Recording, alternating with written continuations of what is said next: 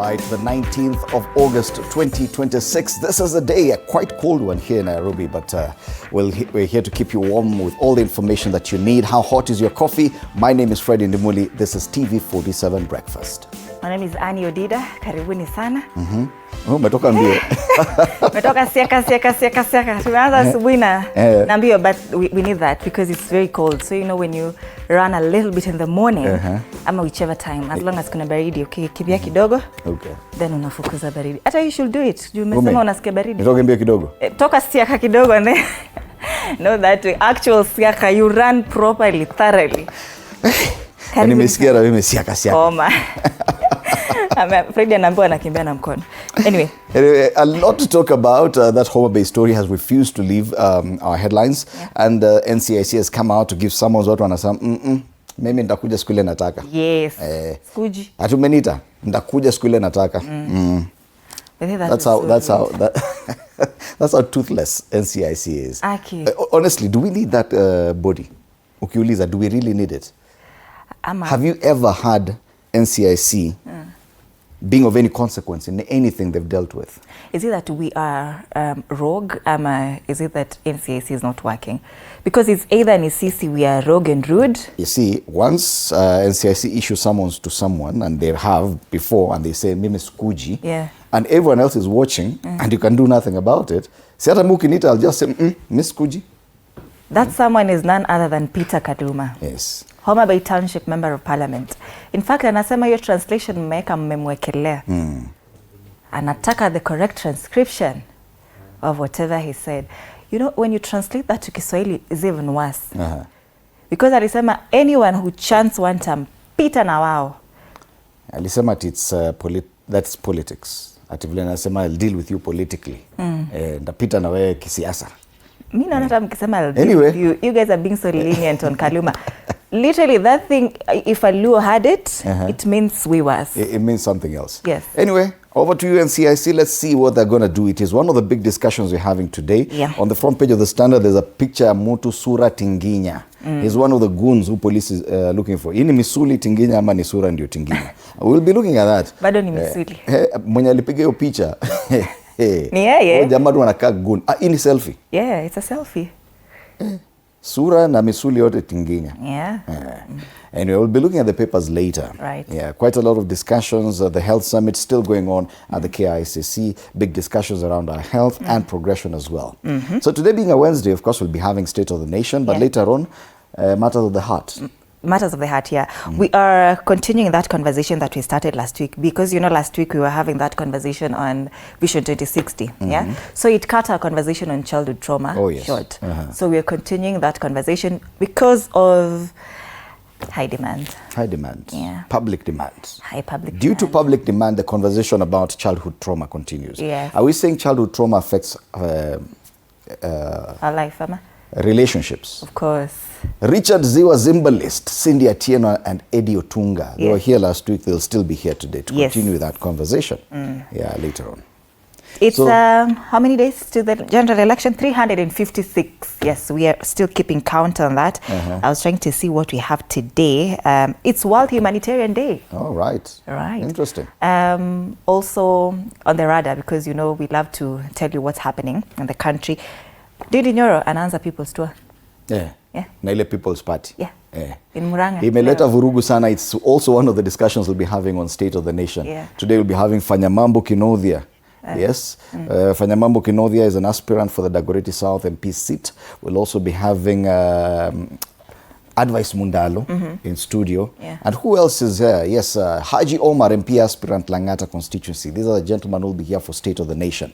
So do stand by for that coming your way at 6:30. Meanwhile, you can interact with us on our social media pages on XTV47 Digital, on Facebook, Instagram, and on YouTube, where we're streaming live. It is TV47 Kenya. Remember, we're also available on Vibe 47, the app that you can download for free on your phone and watch us anytime. Right. Use the hashtag TV47 Breakfast, hashtag Story Nietu. Let's see how the weather's looking like this morning across the country.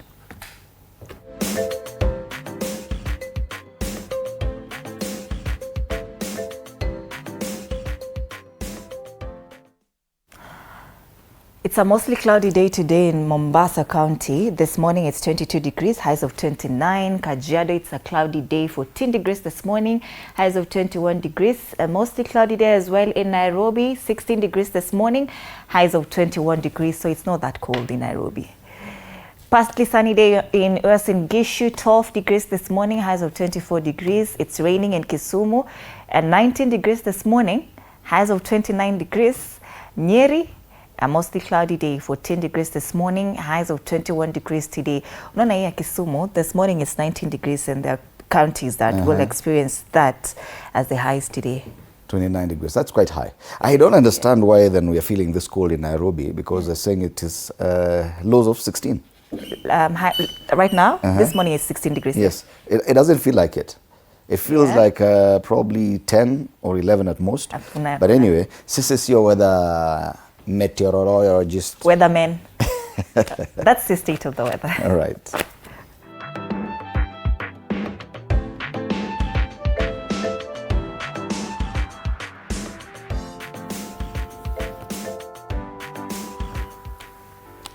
All right, let's take the quote of the day for some inspiration today.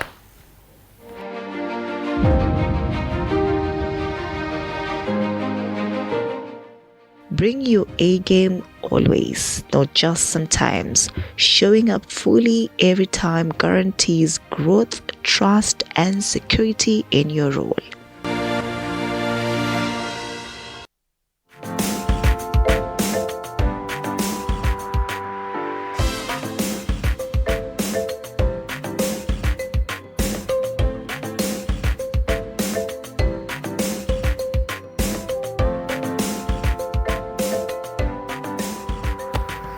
All right, now because Ndindi Nyoro it will be in Murang'a County today, we're starting with Taifa Leo. Manake is on the front page. Wanauliza ni fuko. Hatua ya mbunge wa Kiharu Ndindi Nyoro kuzindua chama kipya imeibua mtafaruku wa kisiasa nchini. Ingawa Nyoro anasisitiza hatua hiyo haina uhusiano wala makubaliano yoyote ya kisiri na mwanasiasa yeyote, baadhi ya wadadisi wamemtaja kama mradi wa serikali unaolenga kugawanya kura za eneo la Mlima Kenya. Je, Nyoro anapanga nini? Ingawa Nyoro asisitiza hayumo serikalini, kuna wanaohisi amejibanza kwenye upinzani kusukuma agenda fiche. You know, for a very long time Ndindi Nyoro ameambiwa he's sitting on the fence. But it's a project. That's a project. But really, would you blame people who are saying it's on the fence? Ameitwa yeye ni fuko. Fuko ndio. Karibu anapewa ile jina ya watermelon. Amebaki tu kwa watermelon. Ni fuko, ni project. Yeah. Je. Ndindi Nyoro ni fuko, labda tuambie. Lakini mbona fuko? Unajua mnyama? Fuko. Ushaimwona? Ni nini in English? I think a mole. A mole. Yeah. Ndio fuko. So is Ndindi Nyoro a mole? That is the question that they are asking. I think it sounds better in English. It sounds better. Ni fuko inakaa pocket. Amewekwa kwa mfuko ya mtu. Wewe hujaenda shambani. Fuko ni mnyama ambaye anaoperate kule chini. Yeah. Especially mahali kuna arrowroots na viazi. Anatoka anaenda anakula viazi huku chini, anachimba shimo huko anaenda anakula viazi. Ukienda kuvuna hakuna viazi. Anakula both sides. Ana operate under huko chini, anacheza chini. So, ni fuko. Atatuambia leo. We'll be following up on that. Apollo Kamau will be there for that update. Vidokeze zaidi. Gavana Mtema naibu wake ni gavana wa Kericho ametangaza kujitenga kwake kisiasa na naibu gavana Fred Kirui. Joe hofia ODM kufifia kisiasa Kwale. Analama idadi ya wanaochaguliwa kupitia chama hicho eneo hilo inapungua. Bas, ile habari ya Zambia election. Hichilema ni 2-term Zambia. Rais wa Zambia Hakainde Hichilema achaguliwa kwa muhula wa pili wa miaka 5. It's the most interesting thing I've seen. Government bloggers in Kenya are now using that. Hichilema was not very popular, but you can see he's gotten his second term in office, so shauri yenu hivyo ndio ita happen. I don't see the relation. I'm not saying that it won't happen. I'm just thinking these are two different nations with very different dynamics. Why would you believe that the elections in Uganda signal anything that can happen in Kenya or Tanzania for that matter? So why Zambia? Why Zambia of all countries? Yeah? Would we say the same? Would we say the same about what happened in Botswana, where someone went for one, or in Malawi, where Chakwera only went for one term? Should we compare with Kenya? I think hapo mmepotea kiasi. Okay. Let's focus on what is happening hapa, because there's a lot happening in Kenya. No comparisons with anywhere else. On the top strip, wezi wapora mamilioni kwa kamanda GSU, wavamia kwa aliyekuwa kamanda wa kikosi GSU na kupora mamilioni, na aliye mbele kutwa kiatu cha dhahabu. Hii ni masala ya spoti. Haaland ameshinda tuzo ya kiatu cha dhahabu ligi ya Uingereza mara 3 tangu atoke Norway. Golden boot. All right. Taifa Leo. Kutoka kwa Taifa Leo tuangazie The Standard. On the front page of The Standard, we talked about it earlier, where we have this I was just about to call him gentleman. He's not a gentleman in any sense. There's nothing gentle about him. There's nothing gentle about him. Untouchable goons, that's the headline. Impunity, they posed for cameras, including taking selfies, issued chilling threats, mobilized armed youth, and later celebrated online after violently shutting down an opposition rally. As Homa Bay reels from 4 deaths, dozens of injuries, and widespread destruction, this paper now unmasks the political foot soldiers accused of turning the lakeside town into a no-go zone, and exposes the powerful networks allegedly shielding them from arrest and prosecution. The scale of violence and impunity point to a brazen political militia operating in plain sight. But I wonder, even if we publicly show their faces and shame them, what happens next? Because now, we are meko kwenye front page. Yeah? Will it lead to his arrest? I remember the last time we had something like this was when I think a member of the diplomatic corps was arrested attacked and assaulted along Forest Road. Alafu one of the papers wakasema it was the goon of Forest Road or something like that. And then they put the image of that boda rider who had assaulted that lady, and it led to his arrest because he had run off. So will it work for this one? Yes, the beast of Forest Road, that's how they put it back then. At least that led to his arrest. Will this one now, this headline, lead to the arrest of this person who's on the front page? Wajasema jina yake. Goons attack alinda Mwananchi convoy, anaitwa Abdi Kasim, one of the alleged ringleaders of the group. Abdi Kasim, sura yako iko kwenye ukurasa wa mbele wa gazeti la The Standard. Tunakutafuta, unatafutwa. Tell your mama you made it. Well, let's see if these muscles of yours can save you. Hata sura ikuwe tinginya namna gani. Utatafutwa, utapatikana. Siku moja hata kama sio. Nini hata kama atapatikana. Now that's the question, because you know tukaanza tukiuliza, is NCIC toothless? Well, I think we've gone beyond NCIC. Why are we talking about NCIC again? Why not? Let's talk about DCI and the judiciary and police IG. I think sometimes when you talk about some groupings that are inconsequential, we are wasting valuable time, if you ask me. In the inside pages, Kenya's put on high alert as Super El Nino threatens severe flooding. Now, this is a story that we've not given prominence at all because we are so much focused on politics, but El Nino is coming. Experts warn of landslides, disease outbreaks, destruction of farms and infrastructure.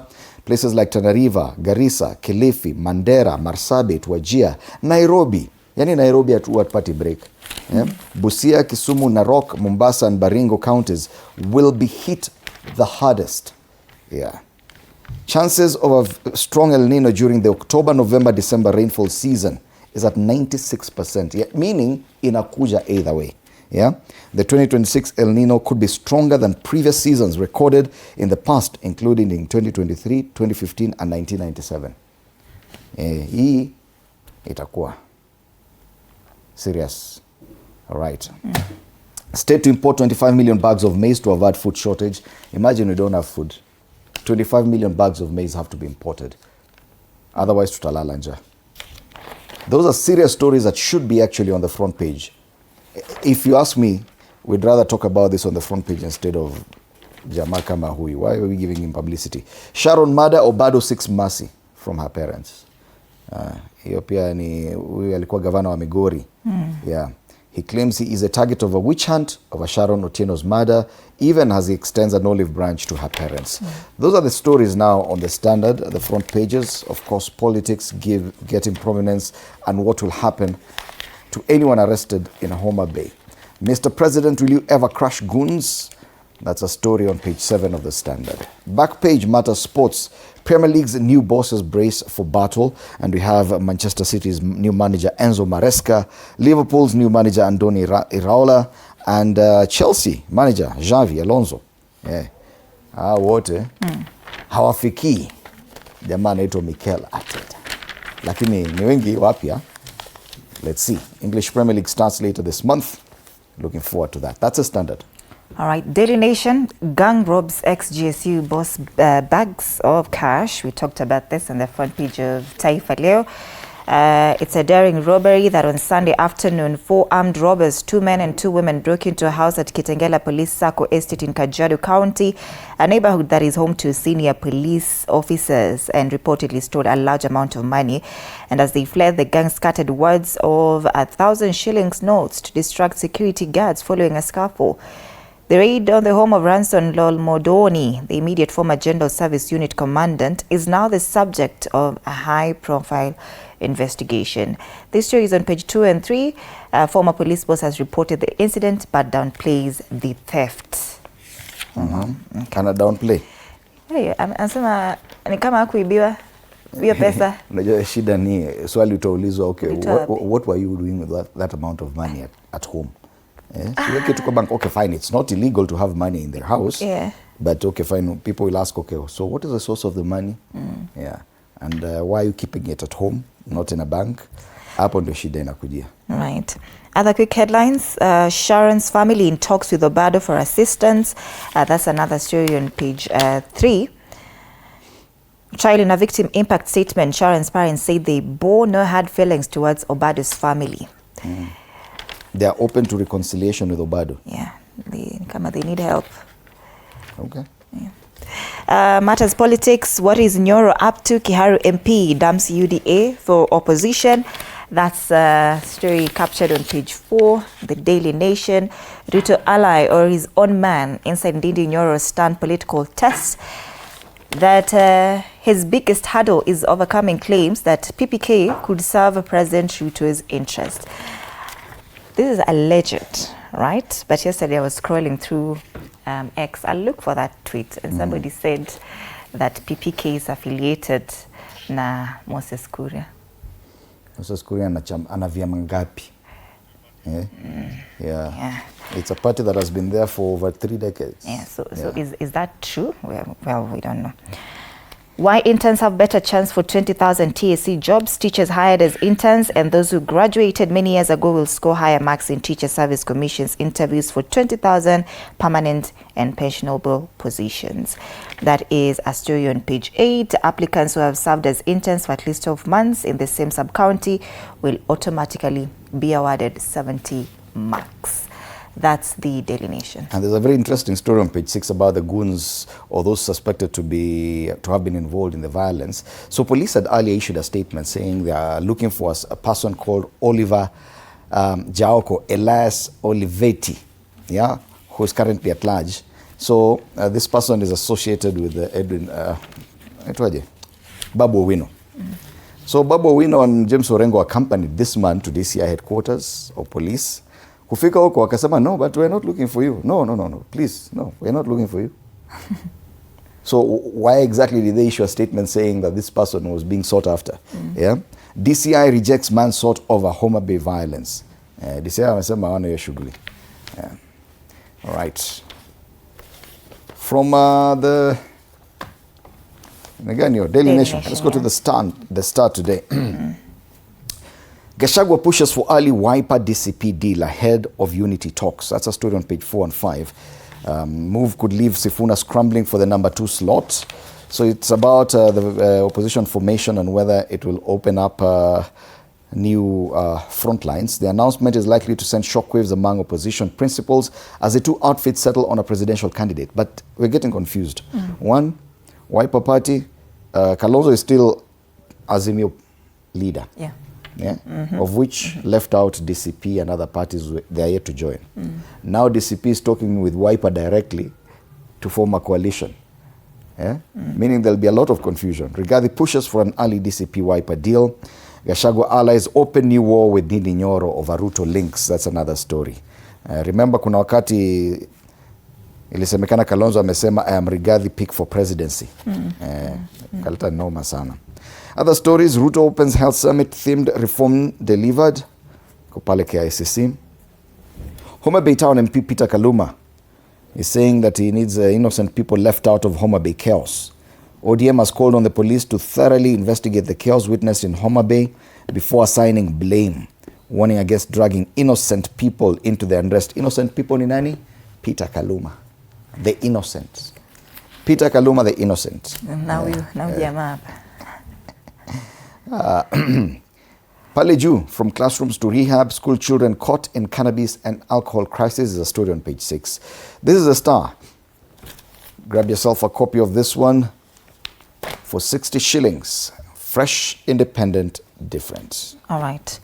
People Daily, why state's heavy hand is backfiring on Linda Mwananchi. The story is on page 4. Let's see what they're saying about it. That the political calculus in Kenya is shifting rapidly, with the state's monopoly on raw political power facing a severe test. This is after Linda Mwananchi movement emerged as an aggressive youth-backed political powerhouse, systemically keeping President William Ruto's administration awake at night. So what began as an internal rift within ODM following the death of Raila Odinga has evolved into a formidable nationwide crusade of movement that is threatening the status quo. So what they're saying is that Linda Mwananchi, they're facing the police, they're facing intimidation, arrests, raids, abductions, threats. Yes, why state's heavy hand is backfiring on Linda Mwananchi. At the center of this is Edwin Sifuna, the Nairobi senator. Other quick headlines here on the front page. Obado seeks leniency, reconciliation in Sharon Otieno murder case. It's a story on page 2. Kule Juu, glossy dreams, grim realities, why Kenya's manifestos are built to be broken. That is a story on page 5.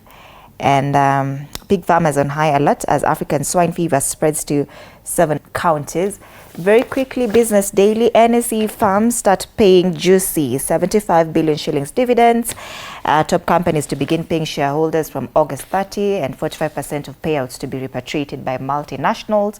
Global firms block Kenya cash transfer on dirty money fears. That's another story on page 14. And that's the Business Daily. All right, from the Business Daily, let's cross over to our neighboring countries. We start off in Uganda today. We only have the Daily Monitor.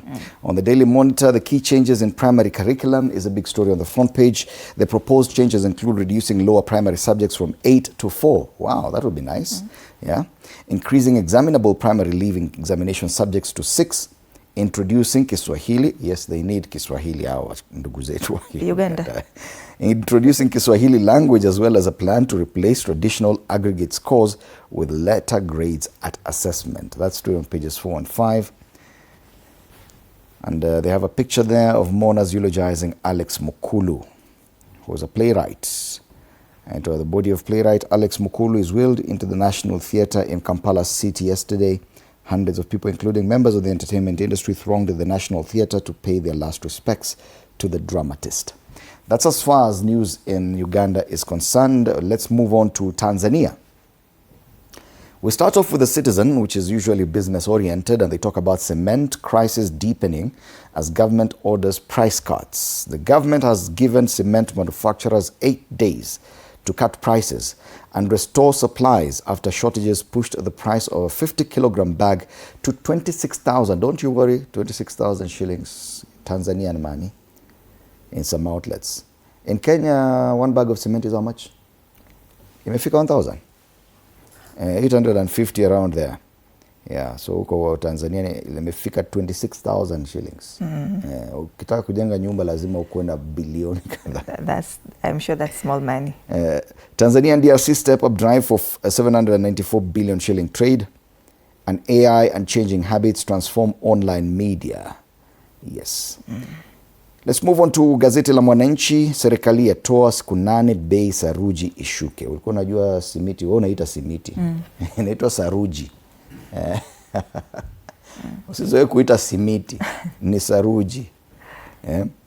Mamnukuu Balozi Rajab Salum akisema tumekutana na wazalishaji wa saruji Agosti 18 na kuwapa siku 8 kuhakikisha bei zinashuka na upatikanaji wa bidhaa unaimarika.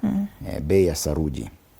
Kuna picha pale ya Rais Samia na mgeni wake Tshisekedi yule wa DR Congo. Sasa wameibua fursa mpya ya biashara kati ya nchi hizo mbili. Tahadhari mvua ya El Nino na SGR yatajwa. Anasema El Nino ile ambayo tumezungumzia hapa Kenya inaweza athiri safari za SGR kule Tanzania. Na kwingine kwa upinzani na ujenzi wa kizazi kipya cha ushawishi wale Gen Z. Na wimbi magonjwa ya upumuaji la tesa watoto, inaitwa respiratory diseases, zinatesa watoto kule Tanzania. Haya ndo magazeti ya humu nchini na kwenye kanda ya Afrika Mashariki. Big discussions across the region.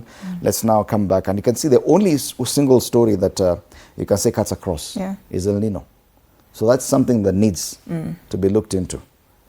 Hata hapa Kenya we need to focus more on El Nino. After all, the elections are going to come in 357 days. Even Christmas, 356. Even Christmas is 128 days away. And El Nino is coming in between. So by Christmas we'll have been done with El Nino probably. But the aftermath, wamesema this will be worse than what happened in 1997. Ulikuwa 1997? Actually, 1997 is when the first Gen Z was born. Yes. So that answers so the question. Gen Z hawajui El Nino ni nini. Wa kwanza alizaliwa hiyo mwaka. Kuna one of our cameramen Ian alizaliwa 2012. Hata ajui El Nino ni nini, anasikia anashangaa. Ngoja. Umeniuliza umejijibu sasa. Sijajijibu bado. Nataka ujijibu. You want me to reveal your age on air? Tell them. I shall not. I know the consequences of that. All right. Let's come back and take a look at the cartoons. Tuone wanazungumzia nini leo. Start off with a cartoon on the Daily Nation. And it talks about huyo jamaa ambaye aliingia People's Party of Kenya. Alikuwa ameita press conference. Watu wakakimbia mbio sana. So the cartoon talks about that. Alisema exclusive, explosive, tell it all press conference. Alafu walipofika akasema it's the economy, stupid. It's just the economy, hakuna kitu kingine. Lakini it was going to be explosive and exclusive. Ni kama huyu cartoonist amesema whatever that presser was inaitwaje? Was a disappointment. It wasn't all that. That's the Daily Nation. The Star still has indeed Nyoro on it. Akitoka pale kwa President William Ruto, with the caricature of President William Ruto, of course, is here, and a caricature of the former Deputy President, DCP party leader. Anapatiwa hapa nguo ya DCP avae na ni kama anakataa hiyo nguo. Amesema hataki, ako na zake. Ako na nguo zake. Sasa ametoka kule kwa UDA, ameenda kwingine, anakaribishwa huku DCP. Hataki hiyo yenu. Amekataa. The Star. People Daily. Wanazidi kuzungumzia watu wenye sura tinginya na misuli tinginya pia. So the caricature of this goon, vile amekuwa caricature hapa by the way.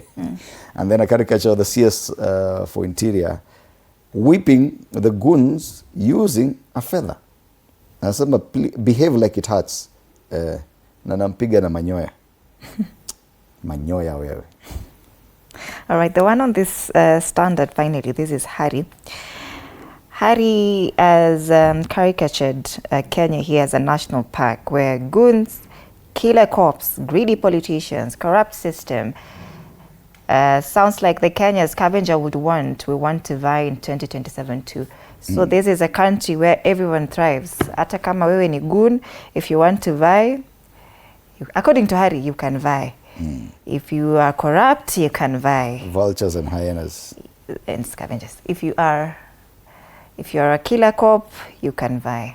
That's the standard.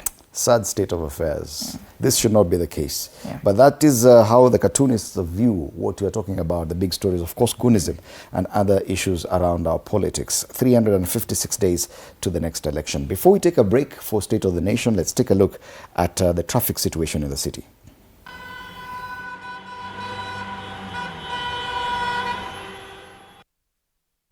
I can see there's a stretch of red on Kiambu Road immediately after the DCI headquarters. This is unusual. There must be an incident there before you get to Wamboi Road, that Muthaiga dip before you get to Pangani interchange, meaning that a lot of vehicles from Kiambu Road are being held back by that. And so if you look at the Pangani interchange at this time of day, it is a bit easy because even watu wa Thika Road ni kama wajafika pale. And Thika Road I do not understand because there's no traffic all the way from Ruiru. Past KU, past Githurai, past Kasarani, past Allsops. Ni kama kuna traffic leo. Yote, no traffic. Even at KCA University, very little traffic. And once you get to the Utali Drift, just slow-moving traffic. A bit of red pale Pangani interchange, meaning Thika Road, Kiambu Road, leo, it's a bit easy once you get to the Pangani interchange. Jogoo Road, building up kama kawaida pale Makadara, that stretch na pale City Stadium roundabout. A bit of traffic at Machakos bus station, Mudhurwa heading towards town. A lot of traffic once you get into town, Haile Selassie Avenue. I think this is usually the biggest or the main entry into town for people coming from the eastern part of the city. So both sides of the road, naambiwa ni watu wa mkokoteni ndio wakikuwa Marikiti ndio wanafunga barabara. Ni ukweli hapo? Lakini I know Marikiti is usually very busy at this time of day. Yeah. Okay, let's go to the Eastern Bypass, which of late we've realized is usually very problematic. And true to it, there's a lot of traffic on in Utawala, a bit more once you get closer to the KQ headquarters roundabout. And after that, there's a long stretch of red heading towards Cabanas, past that interchange with Outer Ring Road. Pale ni kama watu watakaa sana. There could be an incident, but Eastern Bypass I think is the heaviest in as far as traffic is concerned this morning. Mombasa Road not looking bad. On the other side of town, Southern Bypass, Langata Road, Ngong Road, Wayakiwe, all looking green. So that's the traffic situation this morning in Nairobi.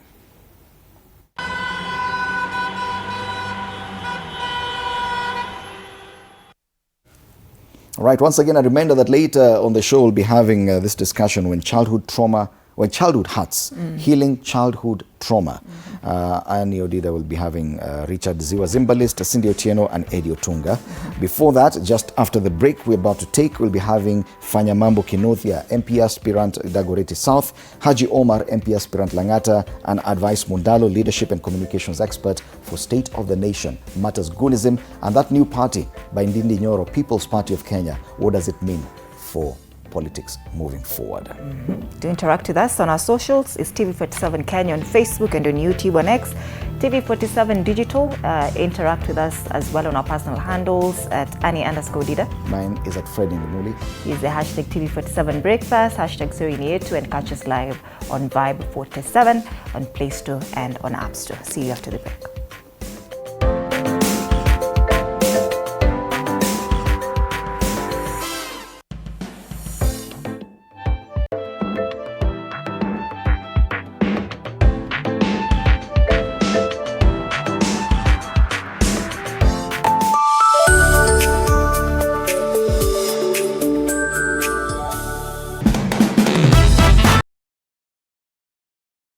Sundays at 8:30 p.m.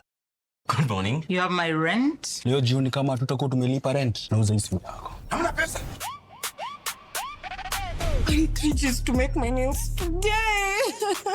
Sasa hivi natuhusu aje? Can I order now? Do you ship? Can I get blinking ones? Mimi nilikuwa na trade. Nimewekelea kitele yangu. Kitele yangu na trade. Ikakunyuma. Oh my God. He left me.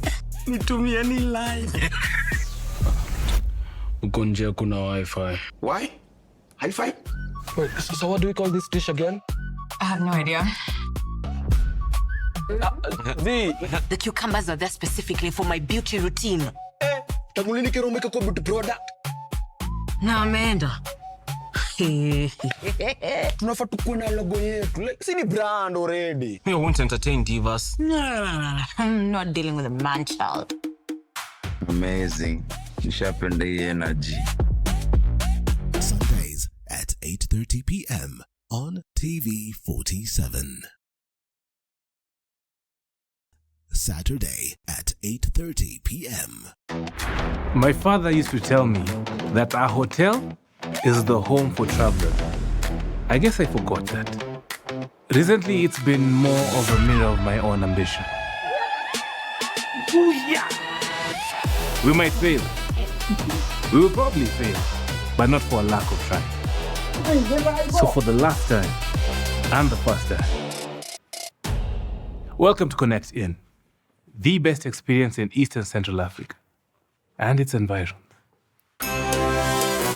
Saturday at 8:30 p.m. on TV47. Wednesdays at 8:30 p.m. This is a very serious place. I see that. Surely. Hey, Nyumba. This is the place. Just for a few days. Rule number 2. Kwani Google inajua maisha yangu wewe? That's my seat. It's a chair. It was hers. You're new here? Yes. You learned the rhythm. This place is run by structure. Structure. It is a system. Ni venye tu ni system haisikizi. And what happens if something you haven't chosen enters your day? I remove it. That's not always going to be possible here. Then you are going to have a problem. Noted. What are you planning? To escape from a resort? This is not a resort, my friend. This is a storage. Wednesdays at 8:30 p.m. on TV47. My father used to tell me that our hotel is the home for travelers. I guess I forgot that. Recently, it's been more of a mirror of my own ambition. Booyah! We might fail. We will probably fail, but not for a lack of trying. So for the last time, and the first time, welcome to Connect In, the best experience in Eastern Central Africa and its environs.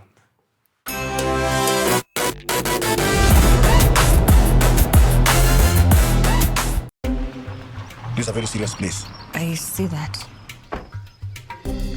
Surely. Hey, Nyumba. This is the place. Just for a few days. Rule number 2. Kwani Google inajua maisha yangu wewe? That's my seat. It's a chair. It was hers.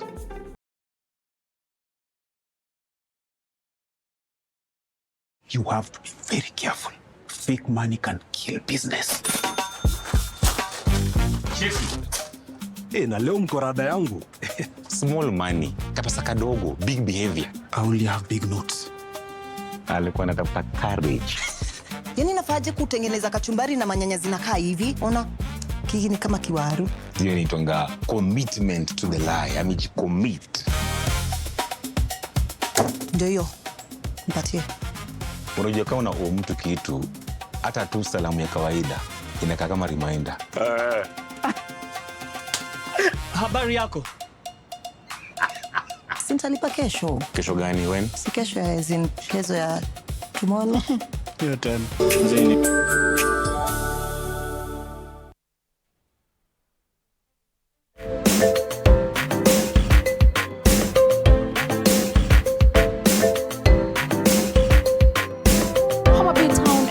Peter Kaluma, summoned by NCIC over remarks and events surrounding the political rallies, is now asking the Commission to postpone his appearance, citing unavoidable state duties. In the political space, we say we'll deal with you. As Honorable Gogo has just mentioned with Orengo here, as politicians, we deal with you politically. As Kaluma seeks more time, his political rivals are taking their concerns to the Directorate of Criminal Investigations. Honorable Governor James Orengo, Babu Owino, recruited very dangerous criminals. Sisi ndo tulivamiwa na magoons, alafu watu wetu ndo tena wanashikwa, wale magoons hakuna hata mtu yeyote mwenye anashikwa. Embakasi East MP Babu Owino and Siaya Governor James Orengo accompanied Oliver Jauko to the DCI after police named him a person of interest in investigations into the Homa Bay violence. And is the killer who works mostly with Olivati. Whenever you see Olivati with Orengo and Babu Owino. We are looking for Oliver because Oliver is our friend. Those are our personal, they are our personal security officers.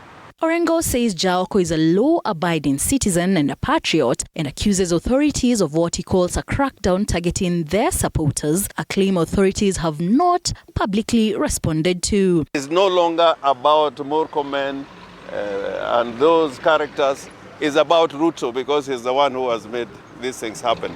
With Kaluma seeking to defer his appearance before the Cohesion Commission, Jaoko reporting to police in Kisumu, and rival political camps trading accusations, attention now shifts to what investigators will establish over the Homa Bay violence. The NCIC is yet to announce a new date for Kaluma's appearance, while investigations into the Homa Bay clashes continue. Faith Wangare, TV47. Yes, indeed. A story that refuses to leave the headlines is the events that took place this past weekend in Homa Bay when Linda Mwananchi movement held a rally there. The violence that was witnessed, Goonism, police inaction, those are the discussion lines. On the front page of the Standard, they talk about untouchable goons. Inside the pages of the Daily Nation, they talk about DCI rejecting a man sought over Homa Bay violence. And that's a gentleman you've just seen on your screen who was accompanied by the CI Governor, James Orengo, to DCI. He was turned away by the DCI. They said they don't know anything about the matter. Yet, the National Police Service had already issued a statement saying that this person is being sought by police. I'm not even certain which question to ask at this point. So allow me to introduce my panelists. Probably they help me with this. On my immediate right, Haji Omar, MP aspirant, Langata constituency, is a member of the Linda Mwananchi movement, and he was present in Homa Bay on Sunday. Karibu sana. Asante sana, Fred. Fanyamambo Kinodhia, a lawyer and MP aspirant for Dagoretti South constituency, also joins us this morning. Karibu sana. Thank you and a very good morning. Good morning. Yes. So, from what is happening right now, I think now it's been reduced to a blame game. Yes. About the goons, who owns them, who wants to arrest them, who doesn't want to arrest them, are we going to arrest them, if at all? NCIC, on the other hand, has come under fierce criticism. They're issuing summons to so many different people who are just saying, nitakuja siku ile nitapata nafasi. But in as far as the goons are concerned, this confusion coming from the security agencies on whether or not to arrest them, what does it communicate to you? James Orengo and Babu Wino accompanied Oliver, who had been summoned by police. Yet the DCI said, no, we are not aware of the matter. To be honest, Fred, good morning to everyone, first of all. It's a very troubling question. This is something that we are also trying to push for as Linda Mwananchi, where we're trying to fight for accountability. This is something we preempted. This is something we sent evidence to the authorities prior to to tell them that our rally is actually being planned to be attacked. And we even sent evidence, all these things. Some people were arrested, they were released, prior to the event. So to be honest, these are things that even when I was going to Homa Bay, I could figure that this was going to be a hostile event because of obviously the remarks also that were being made by the leaders prior to the event. That was very disturbing, and of course we had to be mentally prepared as well that we will face such kind of things. We tried our best to make sure that we are aware of the intel. We have people ahead to make sure that everything's okay. So to be honest, we felt like everything was under control till things turned really bad, Fred.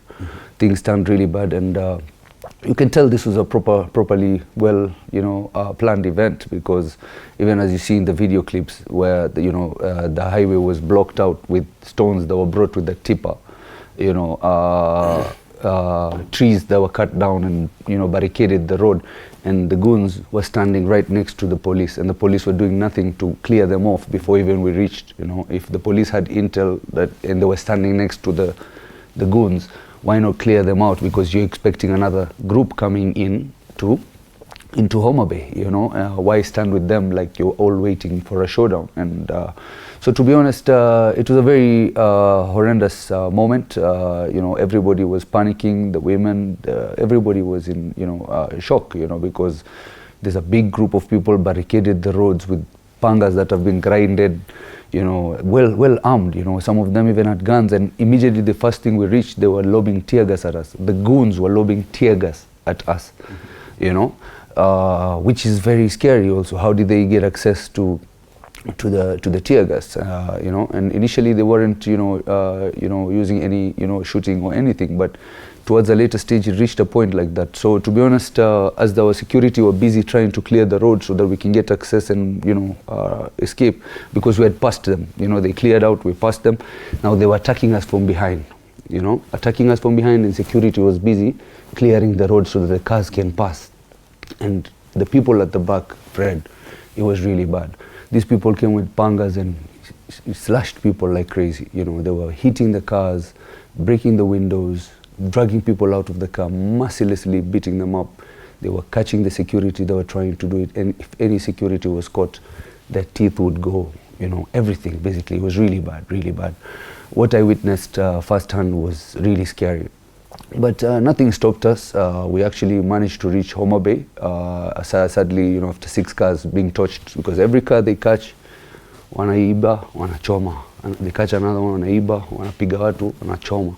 So to be honest, this is not something that, you know, we should entertain. I believe like a couple of weeks ago we spoke about this political intolerance issue, and we said that we should put a stop towards Goonism, because Goonism, there was a cartoon showing that anybody who puts a coin, right?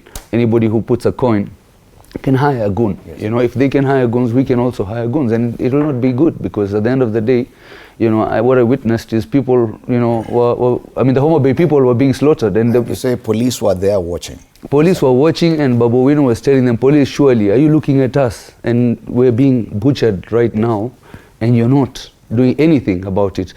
You know, even as we entered Homa Bay, I was telling the police, these guys are attacking us, like try and help us. Because now, you know, by the time we reached Homa Bay, there were like 30, 40 people only, like following us. You know, they were reduced.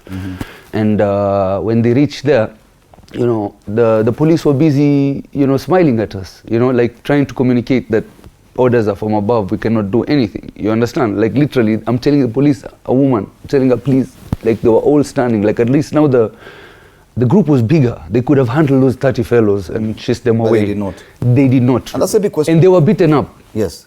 That's a question now we're asking, because 4 people died, including a police officer. A number of others were injured. We have reports that at least one of those injured lost his leg and had to be amputated. But it's the action or inaction by police that's baffling, both during the event, during the rally on the fateful day, and even now.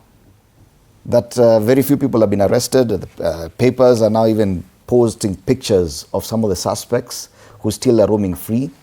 The politician who's accused of uttering insightful statements still walking free. Even the police service itself issuing a statement saying we are after this person, then the person shows up and they're not even arrested.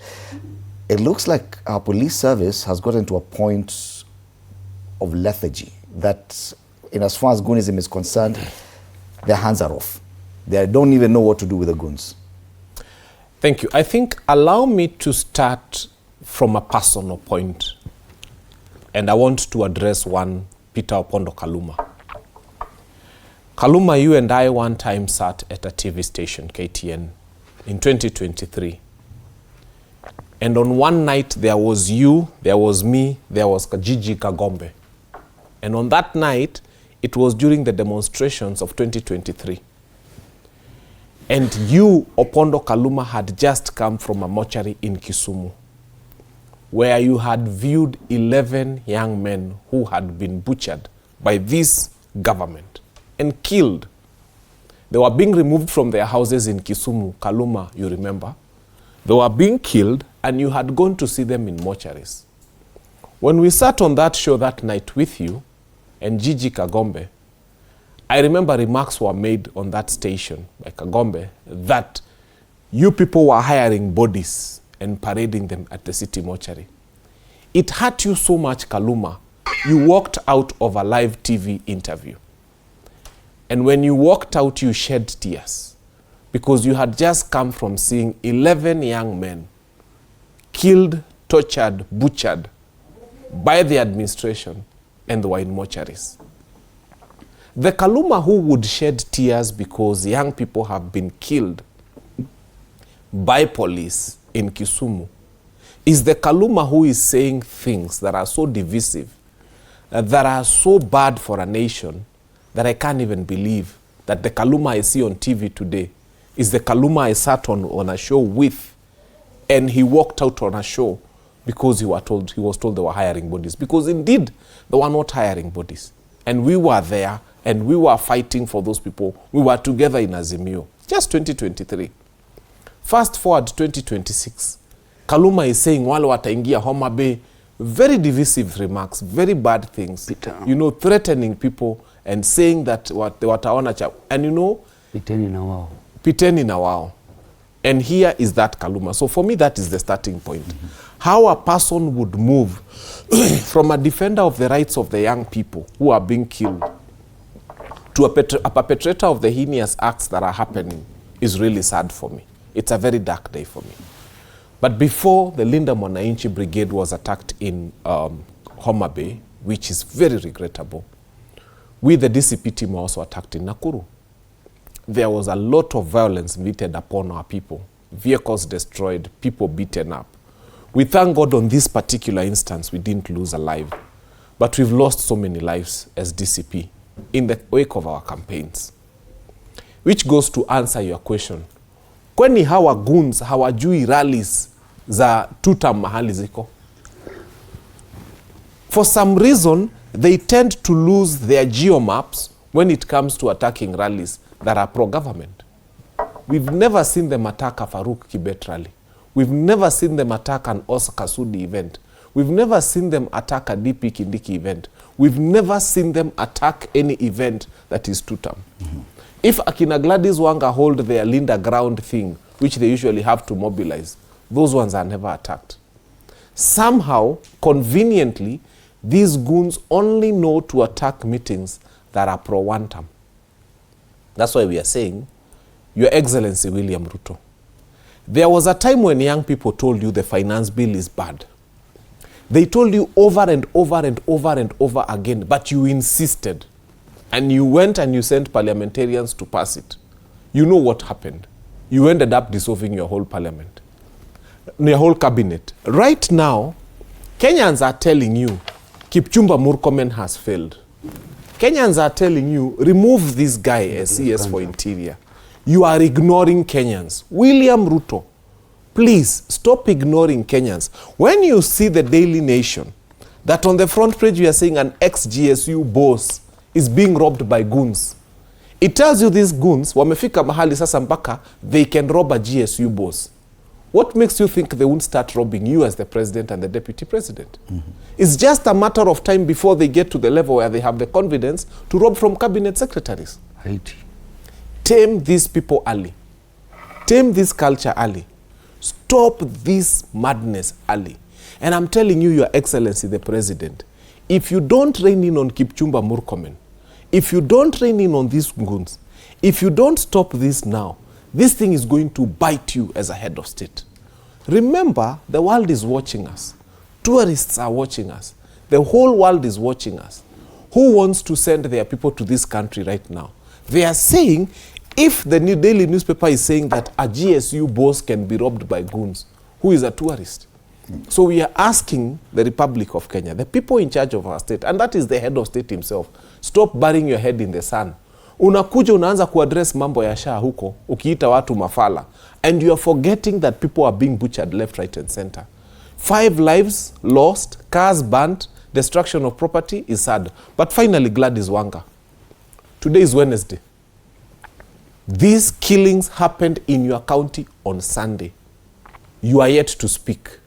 You are the governor. Show us a press conference where she has addressed herself to this issue, where she has condemned this madness. She hasn't. But where does it hurt her more? These goons who were blocking the roads that they were using, walikuja kwa kibanda ya mama ambaye anauza samaki hapo Homa Bay. Wakaibomoa, wakaitumia kufunga barabara. wakabomoa shoeshine business, wakabomoa the businesses of the people of Homa Bay and put them on tarmac. Those were some of the things that they were using as roadblocks. So they destroyed livelihoods of the people of Homa Bay who have been paying some monies to your county, you Gladys Wanga, as fees, as county tolls and whatever. Okay. And you, Wanga, has not said anything about it. The economy of your own county is being sabotaged by goons, and the governor in charge of Homa Bay has kept quiet. Okay. It's an incredibly sad day for our people. No one has spoken about it. Even the security agencies are quiet about it. The CS for Interior, the PS for Interior, who had actually assured you of safety for that during that event, none of them has said anything up until now, 3 days later. What does that say? They were very fast to assure you of your safety. Let me tell you, these are the same people who are actually behind this issue. Because, as I told you, Fred, while these businesses were being uprooted, the police were watching. This thing was not done prior to us entering Homa Bay. It was being done during the course of the day, from the afternoon onwards. So nothing was done to stop these people from misbehaving. And if you look at this guy on the front headline, this same guy has shot a video proudly showing that, hakuna mtu wa one time atakanyaga Homa Bay. So if we do that as well in our strongholds, it will not be fair. It will just be a mess. And that's a risk I'm foreseeing now. Because I don't see how Kaluma can go to another county to do anything. I don't see how Gladys Wanga can go to another county to do anything. Because if we are not welcome to their home, then they are not welcome to our homes. Because when you first gave your submission about this, you talked about you having your own security. Yeah.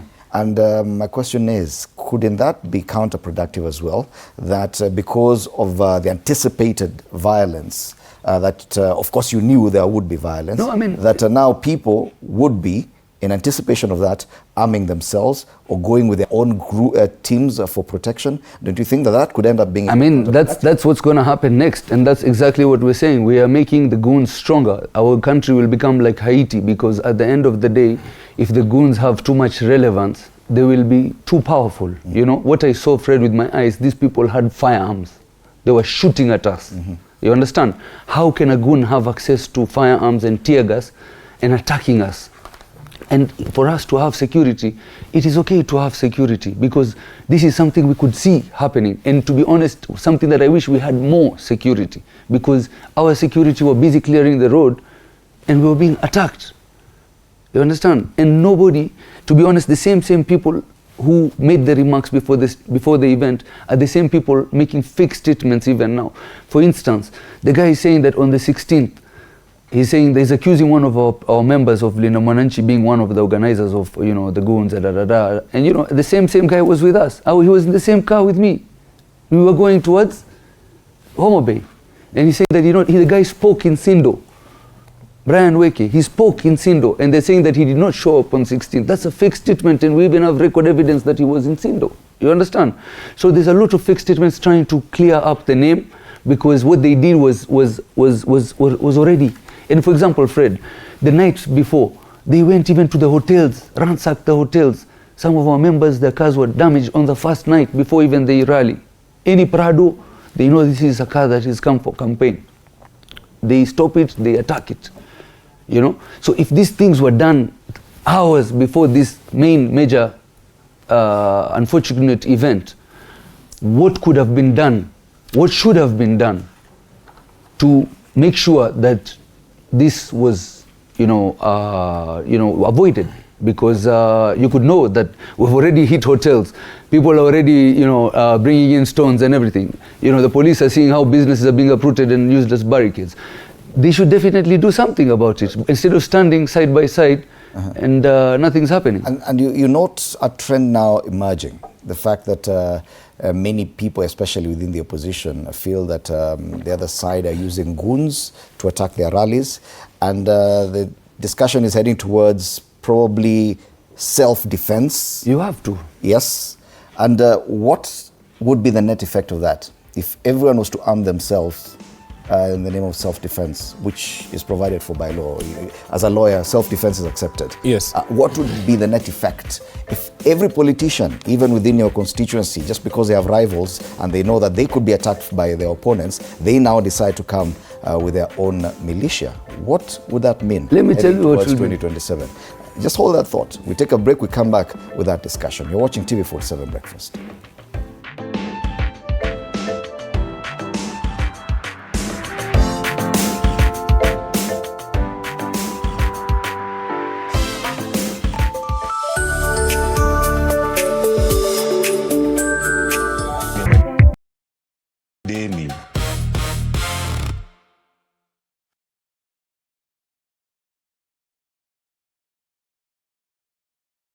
Tuesdays at 8:30 p.m. You have to be very careful.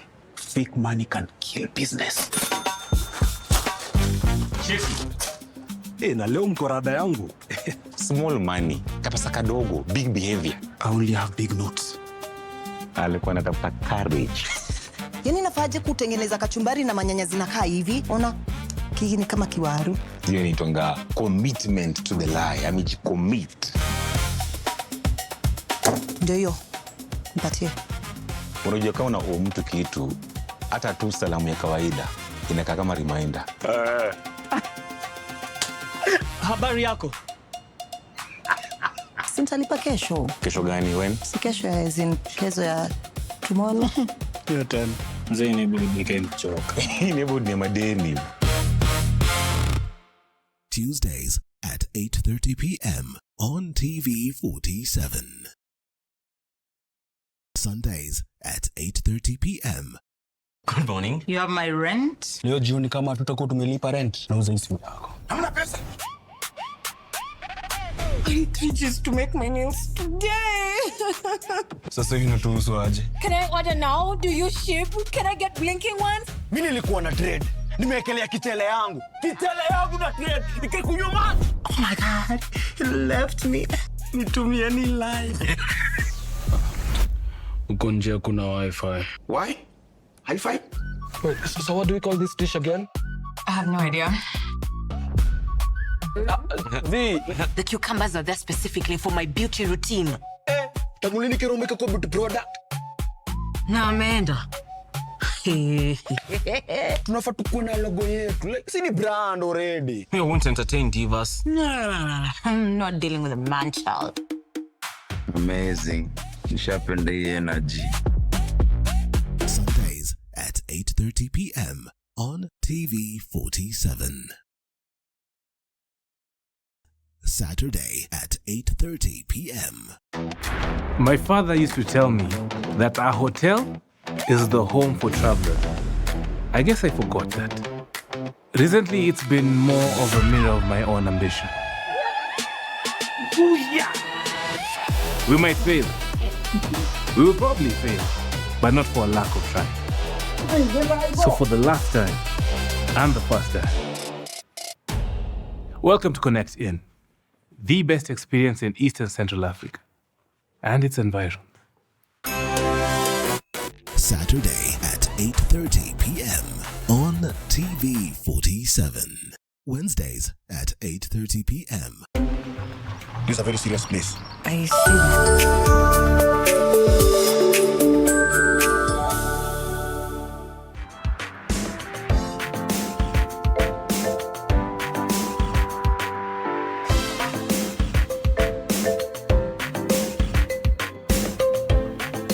All right, welcome back. You're watching TV47 Breakfast with me, Fred Indimuli. I'm in studio with Haji Omar. He's an MP aspirant Langata, Fanyamambo Kinodhia, MP aspirant Dagoretti South, and now joining the panel, Advice Mundalo, leadership and communications expert. Karibu sana, Advice. Asante. I found us examining now this very tragic, sad events that took place in Homa Bay, and we're wondering, okay, what happens next? What is the solution? Or how do we move on from here? There's a lot of police in action. The security agencies don't appear to act on all this. So we are left to throw a blame. It's now a blame game. Okay, who is in charge? Who did this? Whose goons were they? But the trend is growing. A trend has emerged that goons are now here with us and police will do nothing about it. On page 7 of the Daily Nation, they talk about Linda Mwananchi, how we intend to deal with goons and intimidation. They've listed some ideas here that, well, they're saying they're going to intensify court action, pressure on security agencies, civil disobedience, and pushing for greater mobilization of civil society and the media. But there's one that they're not talking about. That silently, political opponents across the country are feeling the need or necessity to have a group around them for their own personal protection. And we are wondering what would be the net effect of each aspirant or candidate doing that across the country. Thank you very much, Fred, and my apologies for coming in a bit late.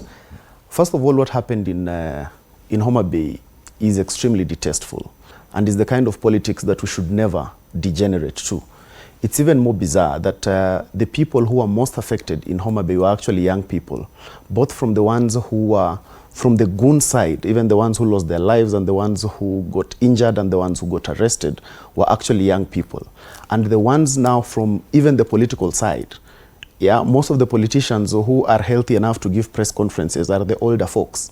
The ones that are being talked about, the ones who their lives were at the extreme age of danger, were actually young people. I've seen and talked to some of them who are there, and I agree that when you listen to their experiences, they are quite horrific. But one thing we cannot be able to do is let these conversations be taken away by politicians, because politicians will always have a conversation in a manner that favors their politics. When politicians tell you about a problem, they must come out as the ones who are the victims. And that's why I've kept saying that we cannot leave such security matters to politicians.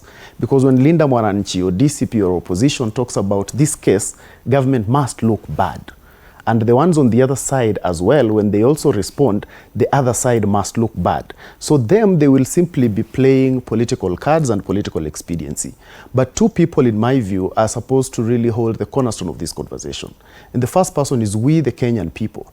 Because when politicians have to mobilize people, they are not mobilizing Rwandese or Americans or Ugandans. They are mobilizing us, the Kenyan people. So when we first of all test ourselves that will not go this direction of politics, first of all, there will be nobody for the politicians to mobilize from either side. So we, the Kenyan people, must come out and want to do politics differently.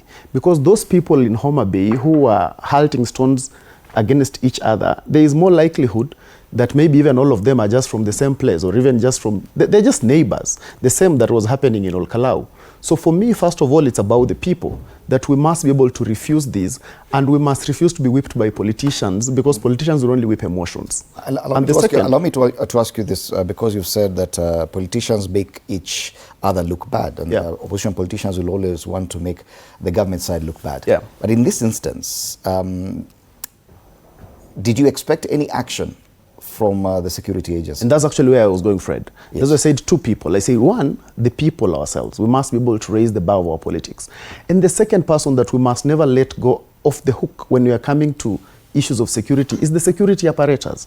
Because they are the ones with the mandate of the people and the finance of the taxpayer to actually take care of the security infrastructure.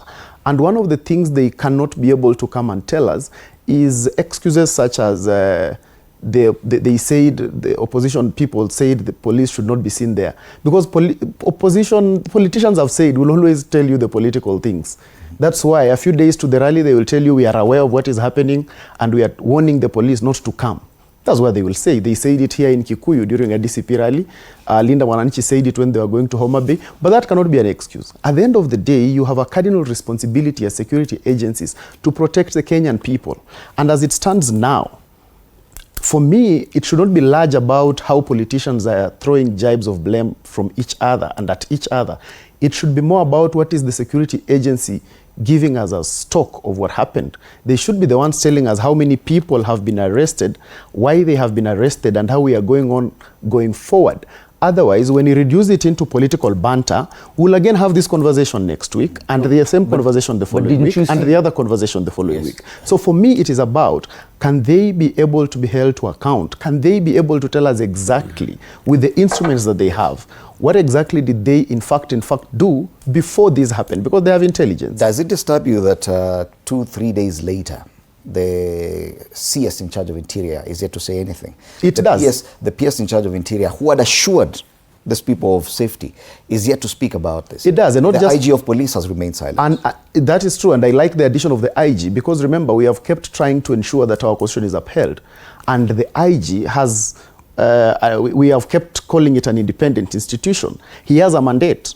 So these people who are in charge of security, none of them stands to be excused. They must be able to, that's why I tell you, Fred, we can't let the country be governed by political theatrics and politicians throwing jibes at each other when you have institutions that we have mandated to take care of these. So the institutions must actually give Kenyans answers. But if we leave it to politicians, it will be politician A versus politician B. That's why you've always seen it even in cases of hate speech, for instance. When hate speech is on our side, it was misunderstood. If it's on the other side, it is dangerous for country. And that is the political banter that exists in this country. So institutions must act because we gave them a mandate to act. Okay. Talking about institutions, one of them is the NCIC. It has already issued summons to one Peter Kaluma, the MP of Homa Bay Town. It has also issued summons to other different politicians, and many of them have said they're not going to show up. It is part of the stories covered here at TV47. Let's have it. Allegations that some politicians are making remarks that could fuel hostility and hatred among Kenyans have placed the National Cohesion and Integration Commission, NCIC, under immense pressure to protect peace and national unity. Concerns have also grown following reports of people raising questions about security and stability as the country approaches the 2027 elections. What has happened in Kenya? Everybody is looking at NCIC.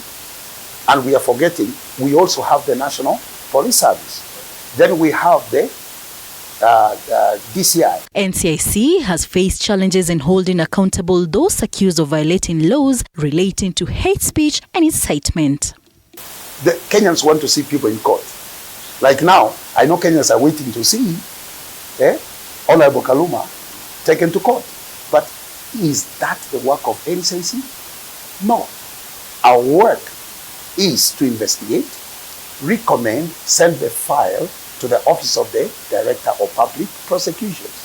Politicians under NCIC radar include former Rigathi Gachagua, CS Aden Duale, Busia Governor Paul Otuma, Deputy Governor Mandera Ali Mali Mohammed, MPs John Waluke of Sirisia, Wanjiku Muhia of Kipiriri, and Nakuru Town East David Gikaria and Dennis Edson.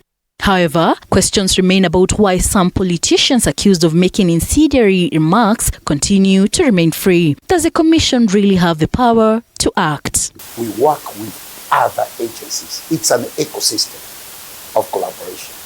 And that is why Kenyans, I can say for sure and for free, feel frustrated because they want to see somebody arrested, right, taken to court, jailed, or fined.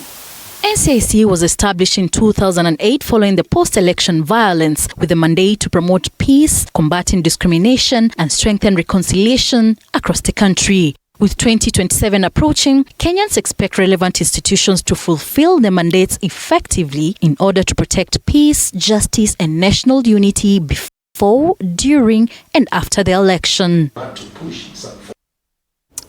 Many questions about the utility or usefulness of such a commission. There's a lot of blame game. Yeah. Yes. Because everyone sees that this is someone else's job. Yeah. Even who's in charge of the CS Murkomen, PS Raymond Omolo. So where does the buck stops? Everyone sees that no, it is not my duty. This one will just watch from the side. Let me tell you, Fred, as my colleague mentioned, he just mentioned that, you know, security should never be handled by politicians, and I agree, and that's why we're all saying that Kipchumba Murkomen must step down from that position because he's a politician and he's managing a big docket under security. So we all agree on the same thing, that politics should never come into security because the same people who are supposed to protect us are being misused to actually fail us intentionally. He's talking about blame game in terms of, you know, using this as political theatrics. We have visited several parts of the country. We have not faced any challenges. Even when we visited Homa Bay, all the way people were chanting and supporting us and, you know, welcoming us to Homa Bay. Why should a group of people harass us and make sure that our goal is stopping, you know? And God, you know, we really thank God, and we actually made it to Homa Bay. But, you know, there was every effort by a coordinated group. You know, we have this guy, he's called Abdi, who's still, you know, roaming around, nothing done to him. And of course, now I hear that he's been summoned, but he's very proud of what he's done. So these are all goons that can be questioned and evidence can be tracked to see that they're the ones. But nothing, I assure you, Fred, will be done. Even as you can see, NCIC, how he's talking. The guy is just trying to deflect that thing. He should have spoken when Kaluma made that statement before the issue happened. So that now people are scared that action was taken against Kaluma, so that even the Goonism would have not happened. You know, you don't come after the event to say that it's not your job, it's the police event. And the police were busy there smiling at us while nothing was being done. And eventually even the police were beaten up. And it's the same Linda Mwananchi who are the people who are helping. I don't know if you saw the picture, but you know, there's some police who were saved by the team. Linda Mwananchi. At least one police officer died in that. But imagine somebody carried another policeman on the car and hanged him all the way just to help him. You understand? The guy was hit on the head. And it's a shame, to be honest. Even, you know, you find that this is intentional sabotage. And, you know, I mean, it might sound like we're blaming the government, but we're not even asking the government for any favor. We're just asking for freedom to go and visit any part of the country and speak to the Mwananchi. Simple. You know, whenever we're going to the strongholds of the current government, there's always this, you know, arranged kind of group. So who's exactly organizing these issues? Sometimes we even have evidence. We even show the videos of what is being organized. Prior to the event, we get videos leaked. People are arranging pangas. People are meeting in a stadium and preparing and being told to Peter now. You understand? Where are we heading as a country? That's the question. Where are we heading? This is 356 days to elections. And the question, you can see the plan now Linda Mwananchi has. That, oh, we're going to have civil disobedience. We're going to push the courts to act better. And do you really think those are going to be solutions? Yes, they are going to be solutions. Let me tell you something. Linda Mwananchi, please, I'm sorry to tell you this because I'm one of you. But welcome to what DCP has been going through for the last 1 year. In Wetima, the people who shot at us, the people who beat us up, the vehicles that delivered the goons to the church, we gave the number plate, the name of the driver, the photo of the driver. We gave the photos of every other policeman, the same way this fella is appearing on this newspaper. We gave everything to the police, to the point of even giving them video evidence. To date, for some reason, they've not been able to arrest them. Kagushia makes some remarks which I also believe were out of the way. They were not supposed to have been made. But there was 30 or some whatever number of Subarus waiting for him outside a media house. With that level of zeal, why have they not gone for Kaluma? Why have they not gone for the people that we have actually told them, this is the guy who is killing us? When you have a civilian like this carrying a gun, aiming and shooting at people, and he's accompanied by policemen, and there is a person who in their right mind thinks that this is a government worthy of their support. And those are the people we are talking to. Those are the people we are telling, by the way, we gave up on William Ruto. What we are worried about is those people who believe that he's fit to be president. Those are the ones we are worried about. They are the ones we look at every day and ask them, wait a minute, are you okay? Are you breathing? Are you thinking? Is your mind helping you? Because you cannot tell me that it is okay for policemen to wake up and walk together with the goons and give goons tear gas. These guys were being beaten. Sisi tumezoea. Wale watu wanaturushia tear gas wanakuanga goons. Even in Olkalau you saw. The people who shoot at us are actually not policemen, some of them. They are known goons, but they work with policemen. In Olkalau, the people who were beating us, wakimaliza, they were parking their vehicles at the county commissioner's residence and his office. That's where their vehicles were spending the night. To date, the county commissioner does not know who was parking those vehicles there. There is a person telling you that an administration that wakes up, goes and butchers and kills its own people, and then comes back in the evening, deserves a second term. And that person is in a suit and tie and walking in town and saying he's normal.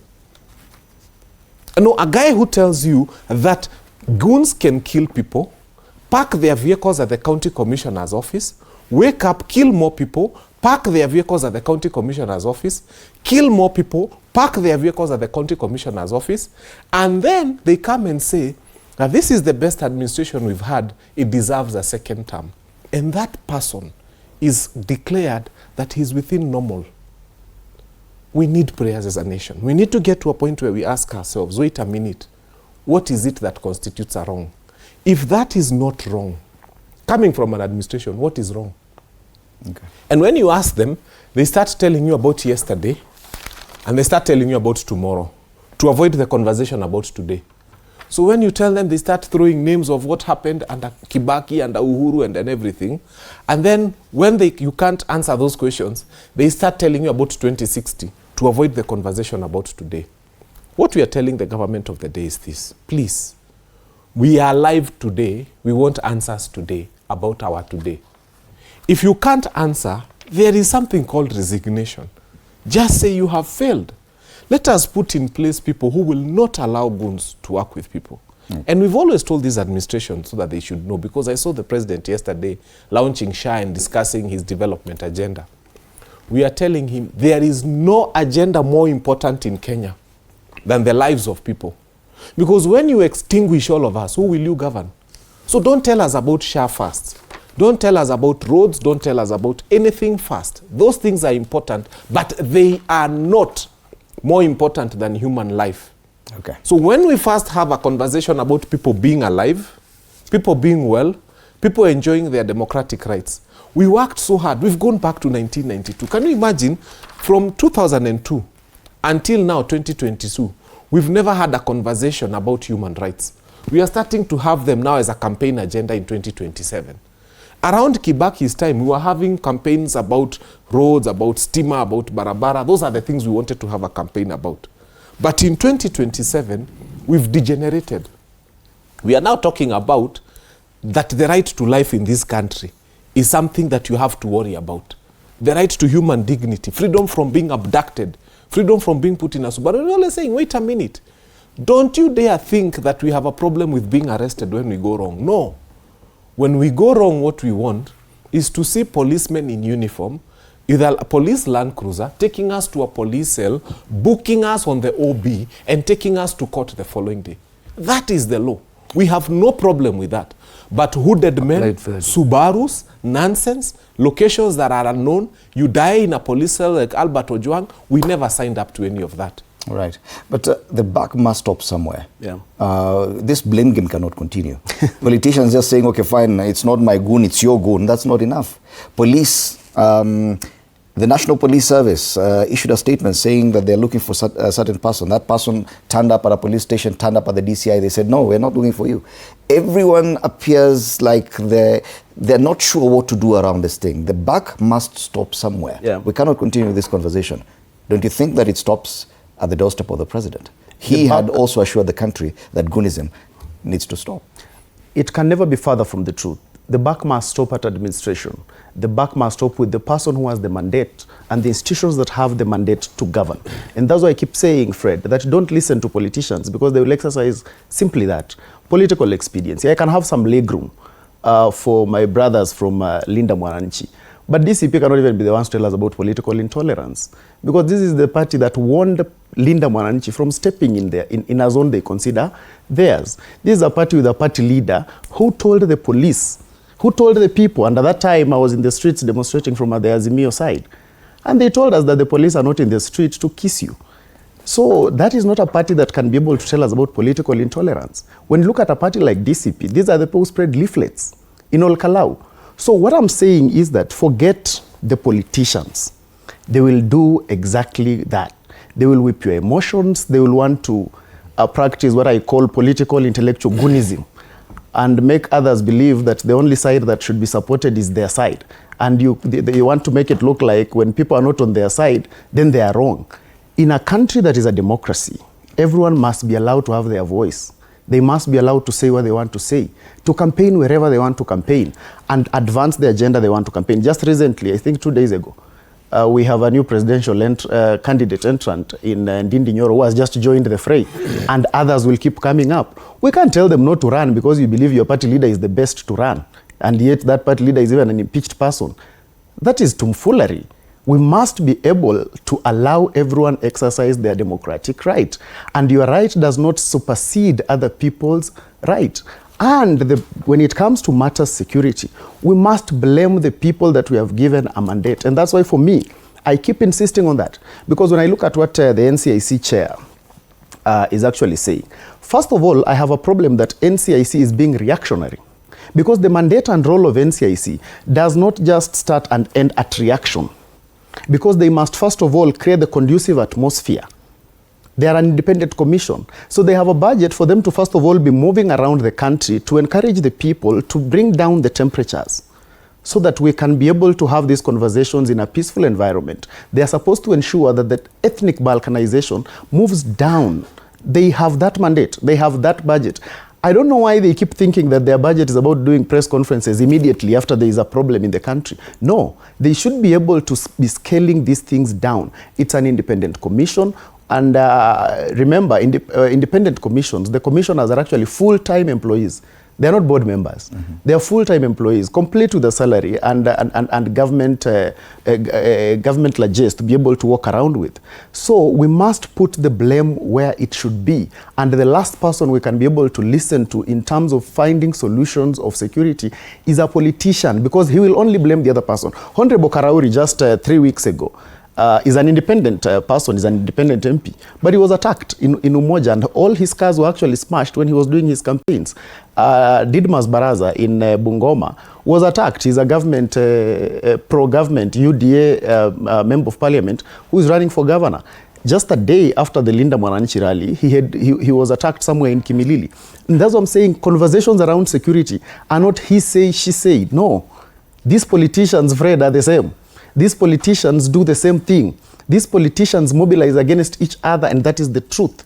The only person with the mandate, and the police cannot act on instruction of political camps, including even UDA. UDA cannot tell us we have identified this person, so go arrest him. The same way DCP cannot identify people for the police. The police do not exist so that someone does them a favor.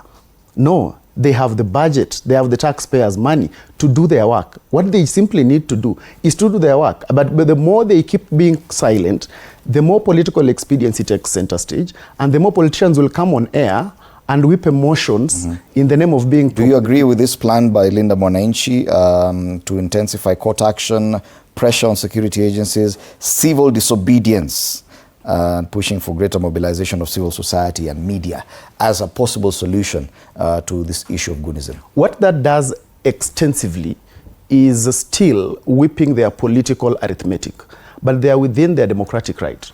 Whether it helps them politically, whether it helps, at the end of the day, it's within their democratic right. Everything you've listed there, I don't see anything illegal. So yes, whether I agree or not is neither here nor there. The law okays them to do that, but what I see as a person is that it will win more political expediency than necessarily things that are tangible. Tangible things must be actually be able to be done by the people that we have given. My concern now is that this level of violence will cascade down to other contests, including MCA contests, which are not will. Allow me to ask the question. That other contests that are not necessarily at the national level, it's not a Linda Mwananchi pro-government, even within UDA zones or within DCP zones, that aspirants and candidates will find the necessity to have a group of, they'll call them personal security, and that could end up in violence at all levels. Do you see that risk? I have just given you the example, Fred, of people who are not running for president, who have been attacked. And this is not just at the top level. The reason why you would see the thing that what happened to Linda Mwananchi is because it's a big outfit. It is more or less going for the presidential seat, though they have not said so. And so the cameras are on them. But I can assure you, Fred, that so many people are actually suffering down there, running for the small seats, even the MCA seats.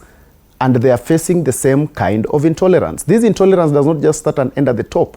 And actually, the most affected person, when the country puts, when this kind of violence in politics is high, the most endangered person is the young candidate. Because a young candidate, first of all, has no money to be able to start with security as a budget line. And that's why I am very ached when we keep pushing this conversation as though it is a he say, she said. I think one of the best places I've attended a political meeting, Fred, I attended a FINRO somewhere in Meru. And one of the things that interested me in that FINRO is that the sitting member of parliament was the one inviting all parliamentary aspirants to sell their agenda. As he stood there, they sold their agenda, finished, then he also sells his and goes.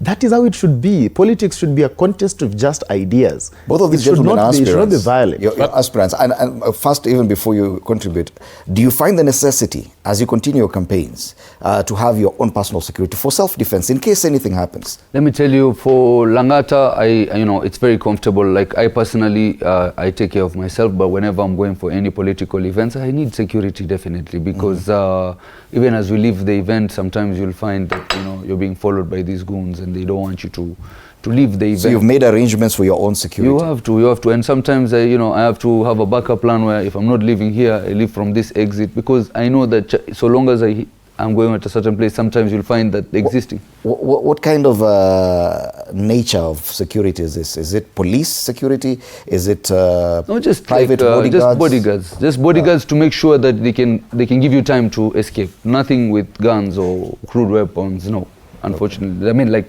we've not reached there yet, but we are going there. Based on what I saw on Sunday, these people were out to kill us, Fred. They hit women with pangas on the head. They butchered people. Let me tell you, people lost limbs. People were it was a really bad scene. I could see it all. I mean, like, I witnessed the finance bill protest, and I witnessed this. This was just different, to be honest. These guys were really out there to kill us. So, to be honest, I mean, this is something that it might be framed as a political whatever, but to be honest, we don't want to keep going that direction, you know. We want to be free to meet with the Mwananchi. You know, they were very happy to receive us, and throughout the way, people were waving and coming to the road and celebrating Linda Mwananchi.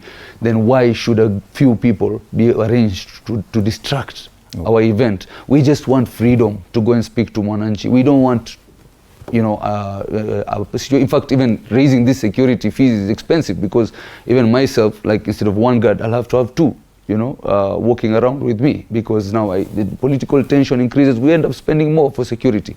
We'd rather not even go with any security, where we go and meet the people, because at the end of the day, they say that when the bulls are fighting, ni nyasi ndo inaumia, si ndio? Na ni wananchi ndo wanaumia. Na kusema kweli, hiyo ndo sisi tunasema, we're here to protect the Mwananchi, and we just want freedom and tolerance when it comes to politics. Let us go and speak to the Mwananchi. What are you afraid of so much that you don't want us to speak to the people of Homa Bay?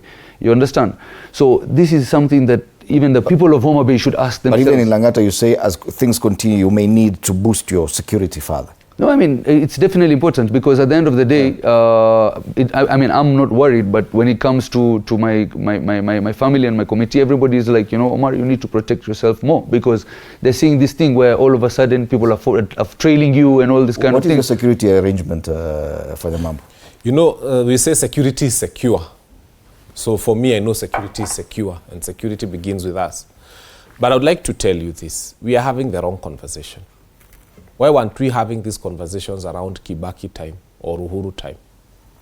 The biggest problem we have in this country is William Samoei Ruto. Full stop. He is the reason we are having these problems. Let us just face the truth. Because if the president says this madness stops now, it stops now. It won't go for 1 hour. So we are dealing with symptoms of a disease that is Shah here, I don't know what here, I don't know what here, goons here, insecurity here. Our problem is that we have a president who has allowed this to go on. And you people will say whatever you want to say. Trust you me. If William Ruto says this thing ends today, it ends today. If he says he's not going to allow this to happen, it's not going to happen. When Kibaki became president, we had a Mungiki menace. He told Michuki, bring this thing to an end. What we are seeing here is child's play compared to what Mungiki did. Walikuwa nakuja mpaka kwa Rurashio, wanasema pia wako na stake yao. Ukienda kumwaga mawe unataka kujenga, the Mungiki had their stake. Michuki woke up one day and he was told by Kibaki, we are ending this nonsense. And it came to an end. If the president decides that these small boys here who are disturbing us, that this nonsense will stop, it will stop. So our problem is not goons. We are just dealing with symptoms. Nobody wants to deal with the real cancer. Our problem is that we have a president who has allowed it to happen. But there's something I want to give as a rejoinder to what he said. He said that one day, at the DCP and Rigathi Gachagua stopped Linda Mwananchi from coming to Olkalau. And I want to make something very clear. First, I am a member of DCP and a founding member of Linda Mwananchi. And I attend Linda Mwananchi rallies. And I'll tell you this. The IEBC chair came about, I think, on a Wednesday or Thursday, and said that there is a lot of violence going on in Olkalau. Remember, there was no violence other than the hooded men they had sent to us. And on Monday, I'm going to give an advice as to whether the by-election is going to go on or not. What had government done? They had planned violence. And that is why on Friday, our DCP truck was attacked by those balaclava men, hooded men. And they wanted to cause violence so that people could die, so that they can call off the by-election in Monday to avert the shame that was going to come and befall them.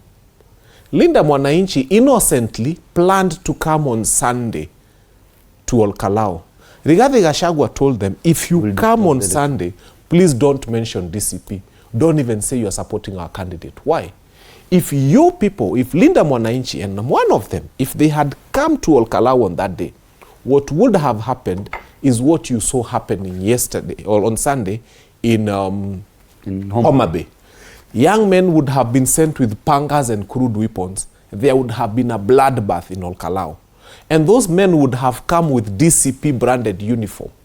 And they would have done that. Then it would have been said the DCP candidate has been disqualified because of the violence that happened on Sunday. Rigathi Gachagua himself restrained himself from coming to campaign in Olkalau because they were waiting for the day when he's going to arrive there.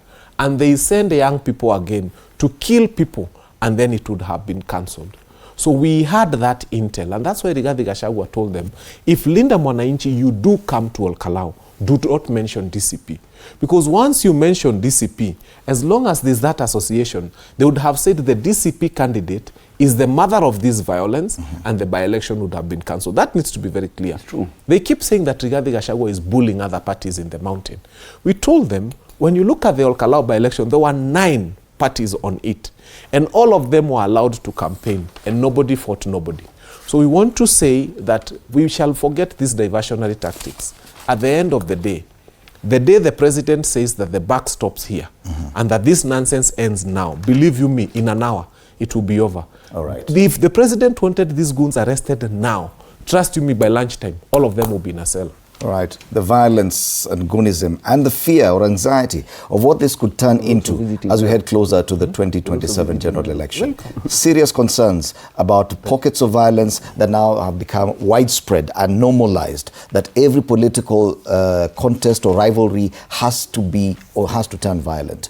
And that's a concern we have. This is a conversation that will definitely continue. It is there on most of the front pages. Goons, some of them being their images being revealed on the front pages, like this one here on the front page of the Standard, untouchable goon. I want us now to move on to a different discussion, and I know you've mentioned it, and it's there on the front page of Taifa Leo. Ni fuko? Ni swali wanauliza.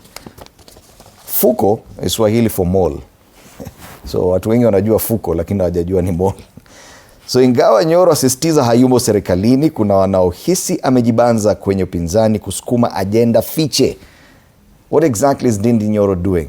This is a story we've covered here at TV47. Let's have it. Entry of Kiharu MP Ndindi Nyoro's new political outfit into the Mount Kenya region has ignited divisions within the United Opposition Alliance amid questions over whether the People's Party of Kenya, PPK, is President William Ruto's project to divide the region ahead of next year's presidential poll. One leader, Rigathi Gachagua, one party, DCP, one community, Mount Kenya. He has now decided that to cut down this community to size, he thinks that he can take us the direction of 1992. I am sorry to you, Mr. William Ruto. These wheelbarrows that are coming up, all of them, we know them. First, we knew they are coming. And we know the others that are coming.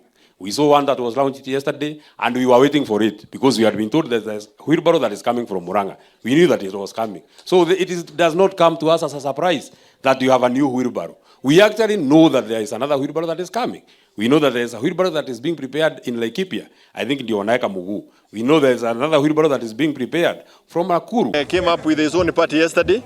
And we are happy that he is also going to field candidates. This is what we want. Yes. We want competition. That is what democracy is all about. We do not want monopoly. Let us compete with ideas.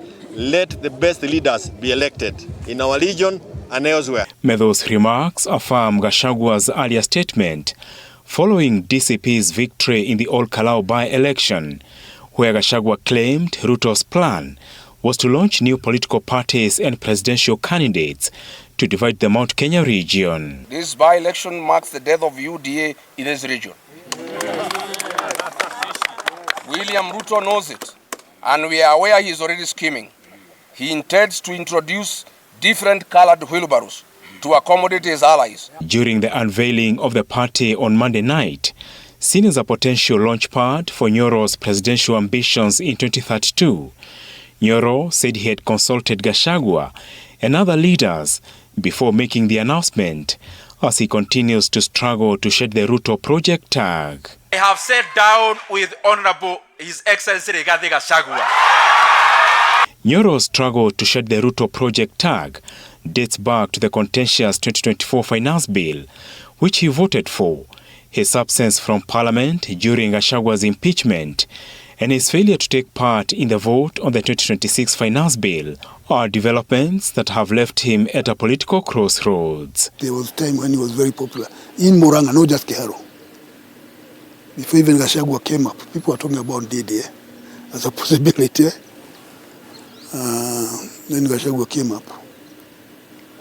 And when it came to voting in the parliament, he was not counted. Where he counted, people say, what's wrong with you? Why can't you take a position, whether you support the Ruto position, or, but don't run away. When people are looking for a leader, they want somebody who is a little more decisive than that. According to political analysts, President William Ruto appears to be using the Moi playbook, where the former president capitalized on divisions between veteran politicians, Kenneth Matiba and Mwai Kibaki, in the Mount Kenya region to win the 1992 general election. Apul Kamau, TV47. After a very long period of ambiguity, finally, Ndindi Nyoro made a statement. He now has joined the People's Party of Kenya. He is a party leader, and he will be accepting aspirants from all over. Now, this has caused quite some... it has elicited a lot of reaction. You can see Foucault questions about his genuineness and all these things. But even before we take a look at other influences that he may be having, Ndindi Nyoro himself back in the fray, that is something very welcome, don't you think, Advice? Yeah, I think what Ndindi is facing and the way the headlines are framing it is nothing but his own creation. Because the moment you start looking indecisive, everyone will start operating with kid gloves when they are dealing with you. And that's why you'll be able to see that we have some people who feel like he's on this side, others feel like he's on the other side. Because there's a character about him that really came out, especially during both the finance bill issue of the previous year and this year. Because remember, he was the chair of budget when the Gen Z went to the streets. Yeah, meaning that his hands were really in that finance bill. And then way later, he came out after he was fired and started acting like one man who understands economics the best in the country. In fact, even advising us on where to invest. And with that kind of knowledge, when we came to the next finance bill, he held almost 10 press conferences telling us every wrong thing about it. And then he fails to vote. And he does not only fail to vote, Parliament also discovers that most of what he's actually saying is a lie. And that comes out to the public. And that's why I know that he will be treated like that for a while. But in terms of him launching a political party, it's way within his democratic right. And we have to also understand that Ndindi's political party is not a created political party. It's a party that has been here. So it's a party that has just changed leadership structure and made Ndindi Nyoro the party leader. He's within his rights to actually be in a political party, to run for any office. And I don't agree with the imaginations about... oh, when you come from Mount Kenya, you must be in DCP, and DCP is the party of the mountain, because there was Jubilee before DCP. There was DP before DCP. There were so many, there was PLP before DCP. But the DCP people and Rigathi Gachagua was not told to join them because those are the parties of the mountain. And in essence, when you register a political party at the office of the Registrar of Political Parties, you don't register a political party for any region. You actually register a political party for the country. And this is not even a registered political party. It's an older political party, meaning it's actually older than DCP. So for me, I feel he is way within his rights to do whatever he's actually doing. He has a big task ahead of him in terms of proving to the people that he is no longer the watermelon that they have seen him to be. I liked the optics of the launch. I felt that he gave it quite a respectable way of launching his bid, because again, politics is very optical, and this from a strategic perspective. Politics is very optical, and when there is a way you come on board and you are taken seriously, yes. And I think he did well in terms of from the communications perspective. Yeah. Do you think that he's going for the big seat, having that kind of launch for a party? Definitely. You only do that when you want to go for the big seat. My only problem is that he seemed to doubt himself, because he didn't even say he's the party leader. It didn't come out. He didn't say that himself. He only insinuated. So, and that becomes a problem. The second thing is his messaging. I like that he tries to give a solution, because unlike all the other people in the opposition, he's the only one who seems to have some solutions that he can prescribe for the country. My only problem with his solutions is that all of them need a new constitution, because in all of them he says he needs legislation. He needs to change the law, because I think when you run for office as president, you first of all imagine the country as it is. You must first of all start from the place of as we are, as our law is. But every solution that you have is pegged on us having another law, and I think that to me is quite bizarre. But he has a right, and he can be able to run for office. But then just in my finishing, I just wanted to say that there's always this thing about trying to make Kibaki look like he was the best thing that happened after sliced bread. And my brother says that during Kibaki there was peace and tranquility. I think that is the only administration that imported goons and gave them titles in their tour brothers. That is the only administration that actually brought goons from Armenia, brought them to Kenya, and gave them rank and file at the police. We are not talking about unknown people the way we are talking about these ones. These ones had our head rank, so we can't really talk about that. During President Uhuru's administration, we had the killing of Kianjoma brothers. Those of us who were in Azimio, in ODM at that time, were had Raila when you were away. You remember how many people died at that time? So this attempt to always make it look like previously the country was doing very, very well and today there is a problem, I think for me it borders more on either political expediency, inexperience, or just a lack of knowledge of history. All right.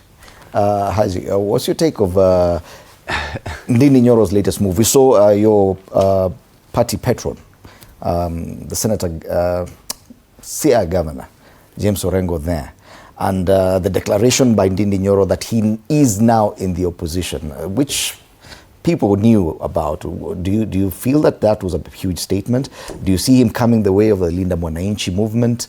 And why did he not join Linda Mwananchi, for example, earlier on?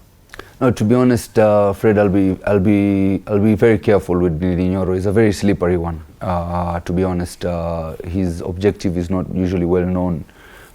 Throughout, he's been speculated to be a mole of the government. But what really triggers my thinking is how fast he managed to register that party while Linda Mwananchi is struggling to get a party registered. It had already been registered. I think it was an old party registered back in the 90s, I guess. It's only that it was not active. Parliament, Okay. So basically PPK, right? Yes. Oh, anyway, so basically, you know, I'm really surprised on how things are going smooth, and what really gives me always. One thing that I've learned about this game right now is that whenever you see something grand, know that the president is behind it. When you see all those ODM flashy events, those Ruto are behind them. If you look at that flashy launch, there must be a financier behind it. What I can see, because all the TV stations were paid to come for that event. Not even like a tip or no, booked out to be on live during that time. You understand?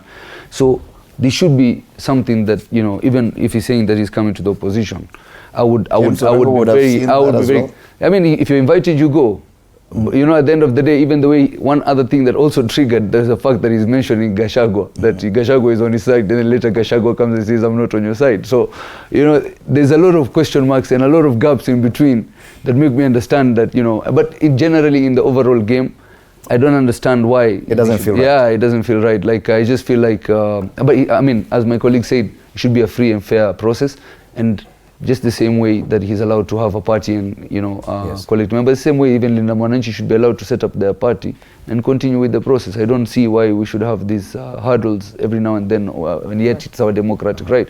But we hear very well that maybe, you know, like Nyoro has been partners with Ruto for a long time, they're friends. So, you know, this is something that also the opposition should be very careful of, because but generally, I really want to advise the people of Mount Kenya to be very careful, because the votes are very much in demand, it seems, and you know, they should be very careful not to be used in the wrong way, or used in a, you know, to be outsmarted.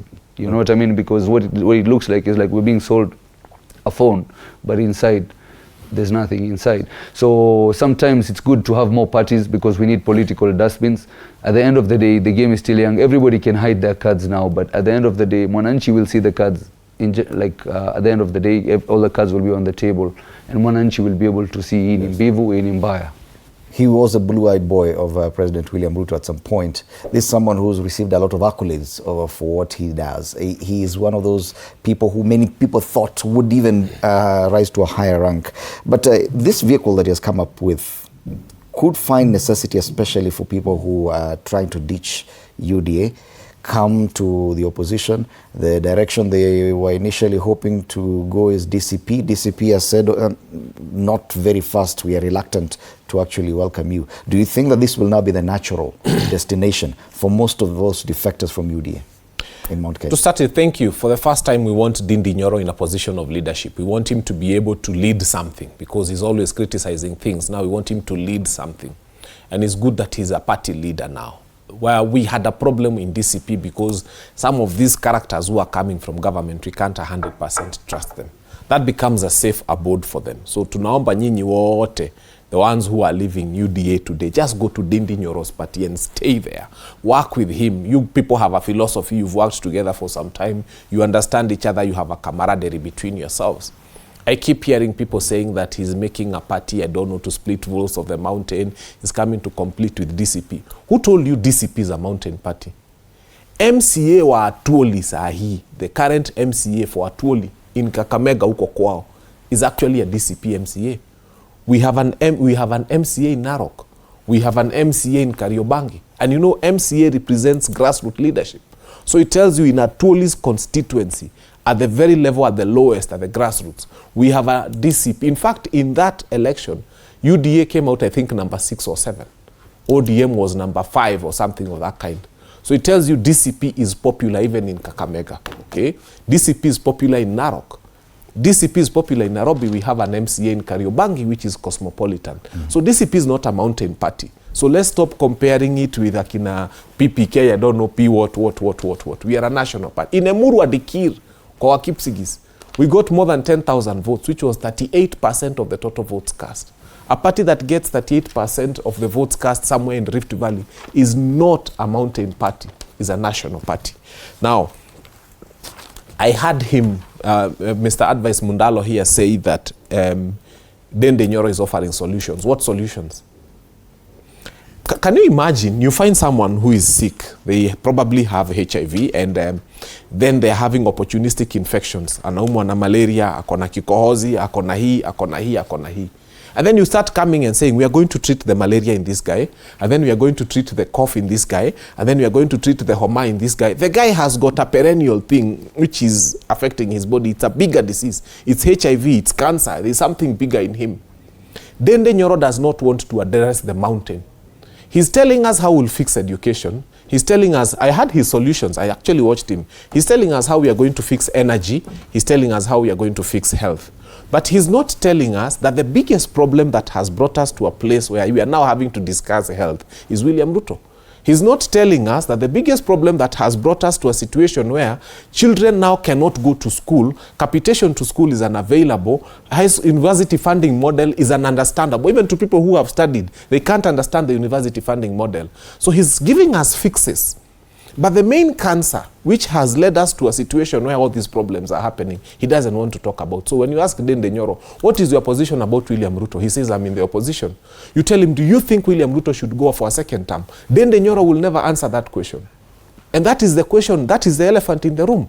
Don't tell us, if someone is sick, don't tell us how you'll treat the symptoms. What do you think he meant by saying he's in the opposition? No, you see, when he said he's in the opposition, every other person can be in the opposition. Let me ask, I want Kenyans to do a small experiment right now. Do you know a government blogger? Yes. Now go to the page of that government blogger. Have you ever seen a situation whereby an opposition candidate is being marketed by government bloggers? Now, I just think of one blogger you know who blogs for the state. Go to their page and see what they're writing about Dende Nyoro. Can you imagine an opposition candidate who is squarely within opposition, but government bloggers were happy, and even now, they are saying very nice things about him. They are marketing his party. Unajua, sometimes it's good to be wise. Hata nyinyi gava mungeficha white kidogo. Why are your blog... Kenyans, ingieni kwa simu saa hii. Tafuta one government blogger you know. Kabla delete, muangalie what they have said about Dende Nyoro. Fantastic things. They are marketing his party. So you wait a minute. Hata kama sometimes sisi ni wajinga, ujinga yetu sio mingi sana. So he's a mole. Lakini, no, we will know. Unajua Thursday si mbali. Mimi nakwambia friend. Basically, mambo umesema he's a mole. All I'm saying you do not trust his... You people just go. Thursday si mbali. Look for a government blogger you know. Sirigijia nenda Muranga. Yes. Tutajua mbivu na mbi. Look for a government blogger you know. Go and look at what they are saying about Dende Nyoro. Then come back to me. And in fact, when you speak about goons, some of the worst goons we have exist online. People who just go online and bully others with terrible ideas of an administration that should not be seeing the light of day tomorrow. And they tell you how good it is because they are getting 500 shillings or 1,000 shillings for their own pockets. I think once we are done smoking out the goons who are beating up people, we need to start going online and asking, Uyu Mutu, is he really one of us as a Kenyan? Does he go to the same petrol stations we go? Does he live the life we are living?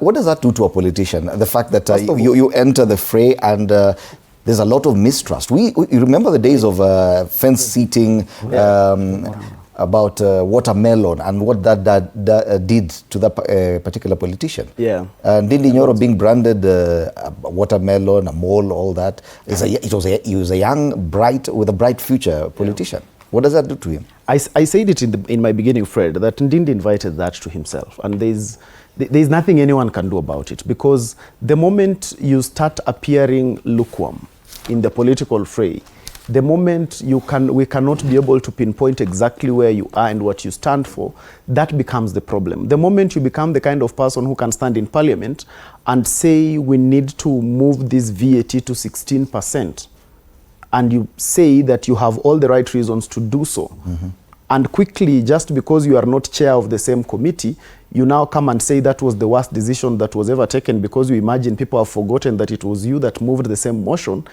it becomes difficult for actually people to trust you. So what is happening to Ndindi is something that he invited on himself, and he'll keep facing this. He'll have to do a lot of work actually to do away with that tag. What I don't really agree with is this idea of making it look like he doesn't have a right to actually form a political party. He doesn't have a right to do anything.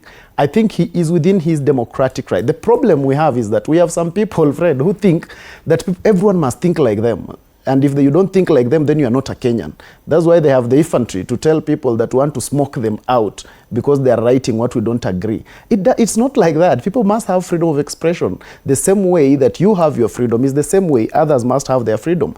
And the fear here is that give it to him. He is not, Ndindi is not a lightweight politician. He's a gentleman who has won his term twice. He's a gentleman who has been able to manage to have some national appeal until he messed it up himself. So you cannot just say that his party will actually be... He found the need to name drop and mention a few names, including which I felt was completely unnecessary, because that's why I told you that his body language was betraying him in terms of the level of confidence in himself. I didn't see the level of confidence enough. But when he's being bullied in terms of saying that he is from government and he should remain there, I wonder, because if there is a person who was in government, who was Rigathi Gachagua, he was at the helm of government, but it's not Rigathi didn't form opposition. Opposition existed before Rigathi, but yet it accepted him when he came. But now the DCP people are now saying that people should not join them because if you're in government, remain there. JB Muturi was in government. He came out and they embraced. The people who are pushing the narrative about don't come from government the most are aspirants. Because aspirants know that when those people come, the first person who is going to be affected is them. Because they are coming to run for their seats. And when they are put on a pedestal, it will tilt. The equilibrium will tilt the other way more. Because politics is first a game of influence and money. Most of the aspirants who are new cannot be able to match the level of money and influence of those ones who will be coming from the other side. And that's why they want to push that narrative that people should not join them. It is an aspirant thing. It is not necessarily anyone else actually doing it. And when you talk about the flashiness, my brother from Linda Mwananchi said that when an event is flashy and it's being covered by all media houses, it simply means that it's being sponsored by government. I don't think anyone has been covered in this country more than Linda Mwananchi. They cover their convoy, not their speech. The media covers their convoy on live stream. Every media house is always there, live streaming them. So are they also sponsored by President William Ruto then? Because in fact, what I imagine, that is actually true. That is actually which true. station was K24, only K24. K24. Which other station? You said it wasn't right. Now which other station apart from K24? You say all media stations. Don't be fearful. Okay, apart from K24, which other station? I don't interject. We on TV47. Yeah. Forget about the rest. Exactly. And that's why I didn't want to mention, because I have the respect to understand that I'm on another media house. So all the most covered person, more than even DCP, is actually Linda Mwananchi. I can almost bet it that for the covering that even DCP receives, it is coverage that some of them, you'll see them with an organized press conference, and they will even pay for their airtime when they are on air. Is that also sponsored by President William Ruto? One of the flashiest events that we have are DCP events, because they are the ones who are fully branded. Actually, in the entire opposition, the flashiest events come from two people, DCP and Linda Mwananchi. DCP has yet to launch its party. Attempts to launch the party were thwarted. Yes. You missed a venue a couple of times. No, you see the amount of goats that are slaughtered every day at Nyoro. Are they also sponsored by President? That is also flashy. It's very flashy. No, flashy. So I mean, it depends on flashy. When you talk about, can I finish? Then my brother from Linda Mwananchi can have the remaining hour. When you talk about flashiness as a source of, like anyone cannot be flashy, I think that's pedestrian. People can have an opportunity to form their thing the way they can. And I think Ndindi has been a member of parliament twice. He can actually afford to book a Safari Park Hotel. He's not one of my favorite politicians because I really believe that he has a lot of double standard. But I don't exist from the corner of politics that imagines that everyone must think like me, and if they don't think like me, then that is not democracy. No, I come from the corner of politics that believes that everyone must be able to be given an opportunity. And when the people do not want him, he will simply not be voted. When the people do not want his party, it will simply perform badly. So I don't know why there is a lot of jitters within the opposition when he is coming in. If he is not palatable, I mean, even when the Linda Mwananchi movement first emerged, not everyone, especially within the opposition formation, was comfortable. They felt that you probably coming to eat into a space that is very crowded. Yes, that they were in. And many more parties will pop up, Fred. It is everyone's right to come in and contest. You know, this is fine. Many more parties, I suspect, will come in. Everybody wants a share, and and to see. So there's a lot of struggles for power and all that. That's a different story. But at the end of the day, we will finally know what is going to go. I mean, everybody will show their cards. Just on Thursday when Rigiji goes to Muranga, we will know where Nyoro stands. You understand? So I feel like all these What do you expect to happen in Muranga? I mean, let me see what happens. I mean, it depends on how Muranga will also react. But in terms of flashiness, he says that all the media has followed us. Believe me, only one media station followed us. They have to be proper and accurate when they're giving these statements. And we did not see other conventional media. Even TV47 was not part of our entourage. So he should be very careful when saying all media were there. Only one was there live. The rest were all TikTok, Facebook, all this kind of streaming. You understand? So, and in terms of flashiness, yes, we agree that our events are very well attended.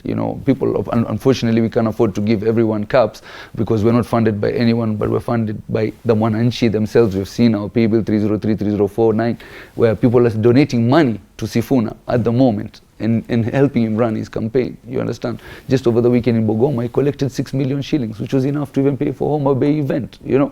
So we are clearly showing that this is what, you know, even in fact our colleagues who were arrested, the bail, the bond, whatever it is, we had to contribute, all of us, and pay for these people. So I don't understand why when I hear Uhuru Kenyatta is supporting this event, when I hear all these other people are supporting our party, I wish we got that support, to be honest. We are really, you know, using our own finances, and we're happy that the Mwananchi has come in to support our patrons and give them the direction. So we're here for the long journey. At the end of the day, the Mwananchi can sense and see that these are the people who are fighting for us. What is so wrong if Uhuru Kenyatta decided to fund the Linda Mwananchi movement? Is also which is not even a problem either, and we are welcoming it, to be honest. It will help us to propel even further. You know, we have no problem. We are here for the Mwananchi. We are not here to battle and do anything else, to be honest. These are people who are recognizing that the Mwananchi is feeling a very tight situation at the moment, economically. You know, all these other necessities like health, education are all dilapidated, you know, and we're hearing them, and, you know, we're trying to work on their problems. But, you know, on the other hand, nobody in the government is willing to give an ear to the Mwananchi to hear their problems, and you know, just controlling the narrative and trying to make sure that the agenda is there. So I feel like they're busy discussing about how they can share positions and everything, and we're busy here with the agenda of the Mwananchi. So it depends on what the priorities are for the political party and the people and the leaders. But what I can tell you is many of the leaders right now will not make it. What would be the effect of increasing presidential candidates? Linda Mwananchi has already, I think Edwin Sifuna declared that probably he could go for that. Now, Nyoro looks like he could declare the same. What is the net effect of that? Let me tell you, we have said Farasi Nimbili. At the end of the day, Farasi Nimbili, in a way that what we want is to make sure that as an opposition we remain strong. At the moment, what is creating a lot of panic in government, and rather the coalition between ODM and UDA, is because they are panicking. The numbers are not adding up. The arithmetic is favoring our side. So what they want is to further divide us. And one thing that we are so sure as the opposition is that our unity is our strength. Okay. The moment we start dividing and acting in, you know, in self-interest, trust me, we are not going to make it. Unity, strength. And this is what actually all the principles have been, you know, repeating continuously, that hata kama tutakosana tutasikizana, na hata kama viti ni 3 kwa 3, watu 5 wanaweza toshea, unakaa square na una fit. So to be honest, itabidi to fit. Would you consider Ndindi Nyoro a possible principal in the United Alternative Government? We've seen Jeremiah Kioni there from the Jubilee Party. He's an official of the party, being welcoming Ndindi Nyoro's move. DCP appears conspicuously rather uncomfortable with this. We are not uncomfortable with Ndindi Nyoro. In fact, there's one thing I want to tell everybody. There are people who thought that DCP will put up a fight against Ndindi Nyoro. Let me tell you, one thing we know. If we fight this young man, he's going to become so popular, he'll get sympathy. Yeah. People will say we are fighting him. Ndindi Nyoro, can you start organizing your meetings? Can you start popularizing yourself? Mm-hmm. Can you start going everywhere you want to go? Nobody is interested in fighting you. In fact, we promise you, we will never send you goons to attack you. We will not fight you. We will only speak the truth about you. So we in DCP do not have a problem with the person of Ndindi Nyoro. And if you want to believe it, DP had a candidate in Olkalau, in Mbere. Mm-hmm. We withdrew our candidate in support of the DP candidate. In fact, we even gave our time and resources and money. Most of the people who were manning the Mbere polling stations were from DCP. So when we went to Olkalau, all the other parties were there, including PLP. DCP never interfered with any of them. From where we sit as a party, we don't see Ndindi Nyoro as a problem. He will come and join Jubilee, he will join PLP, DP, and all the other parties that we have. And we wish him well. Ours is just to tell him that the people of Murang'a and the people of the whole country will decide. If he wants to vie for president, by the way, again, do we have a problem with him? No. He'll just offer himself for the presidency. What effect would it have? If Mount Kenya region right now so far has no presidential candidate, mm-hmm. not even from DCP. Mm-hmm. If at all Ndindi Nyoro, and you say he's a strong politician, mm-hmm. he's been considered for bigger positions. He was touted that as a possible deputy president. Yes. If he decides to run, does that change the arithmetic for your party? or the politics in that region? Not at all. Not at all. You see, there was Mwaure who vied for president, and then there was William Ruto. And we all voted for William Ruto. I mean, I was not on that side, I was in Azimio. Are you making a comparison between... All I'm trying to tell you is Nyoro has been in parliament for a while. When people make a decision, about the candidate they want, Orengo was a very strong candidate. But Raila Amolo Odinga took his people to vote for Mwai Kibaki. And Orengo was brilliant, he was better. And he did not change the politics of Luo Nyanza. He got 24,000 votes, and Raila took every other person who had the votes from Nyanza region to Kibaki. So we found the Luos actually voting for a Kikuyu and leaving one of their own. All I'm trying to tell you is even if Rigijik is not a candidate, I don't know how things will go, but let us imagine he's not a candidate. And Dende Nyoro vies. What will happen is exactly what happened around 2002, when Orengo was a candidate right there, and Raila Amolo Odinga took all the votes to another person who was a non-Luo. So if we in DCP decide, for example, to support Kalonzo or Sifuna or Matiang'i or whoever else in the event that Rigiji is not vying, I can assure you that Dende Nyoro will get a few votes, a few votes like this, and they will take him to wherever they'll take him, but it's not going to change the mountain. That's what usually happens. It has happened before, and it's going to happen even now. So his pocket of votes is known. He will get a few. Yeah, fair enough. Maybe those people who are cheering him. And the problem we have with Dende Nyoro, he's being cheered a lot by people from other regions who will know that they will not vote for him. Our watu wa Rift Valley wanamwambia, hey, Dende, go for president. When it comes to the ballot, they will vote for Ruto. Our watu wanamwambia from Luo, Nyanza, and Western, and a few other places. When the rubber hits the road, and Dende Nyoro is a candidate, they will cheer him, hoping that he's going to split the mountain vote. Alafu waamuke asubuhi, waende wavotie Sifuna, ama wavotie Matiang'i, ama wavotie. So Dende Nyoro is in for a very rude shock. That his own mountain people will definitely not vote for him. And then, all these other regions that are cheering for him, ikifika siku ya kura, unafikiri kuna mtu ataachana na Sifuna akiwa Western, apigie Dende Nyoro kura? So he's going to be surprised that... Do you think he would have been a perfect fit to join the Linda Mwananchi movement instead of beginning his own? Not even... Okay, even joining Linda Mwananchi is a good thing for him. The only problem is, after he joins them, what seat is he looking for? Because all politics is local. I mean, if right now... we have people from the Mlima in Linda Mwananchi. Yes. It's very okay. Yeah, so, it's okay he could... So long as we're in the opposition The problem side. is, ni kiti gani anataka. Exactly. Because tuseme anaenda kusimama Keharo na ticket ya Linda Mwananchi, na kuna candidate wa DCP Keharo, you know what will happen to him? That's exactly what will happen. A person coming from Western today, kuna Linda Mwananchi Western, na alafu mtu anakuja anasimama na chama ingine huko Western, PNU. What will happen to that person? Are you saying that even for Kiharo, if he decided to run for the MP's position, that if DCP fields a candidate in Kiharo and he goes there with PPK, the DCP candidate will... Ataona giza asubuhi. Let me tell you.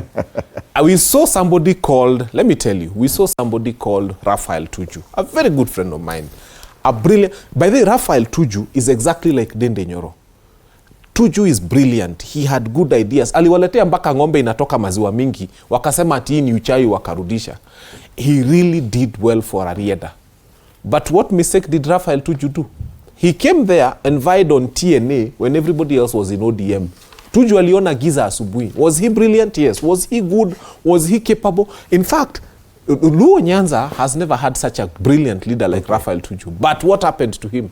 That's where Dende Nyoro is. He's here, he's fighting against something he can't win. All right, let's take a short break so that when we come back, we get final comments from our panelists. This is TV47 Breakfast.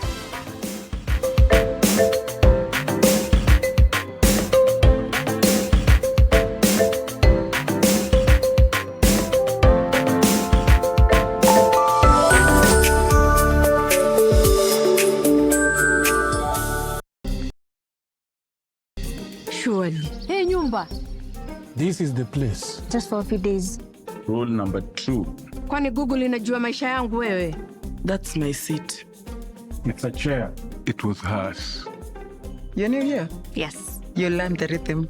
This place is run by structure. Structure. It is a system, ni venye tu ni system haisikizi. And what happens if something you haven't chosen enters your day? I remove it. That's not always going to be possible here. Then you are going to have a problem. Noted.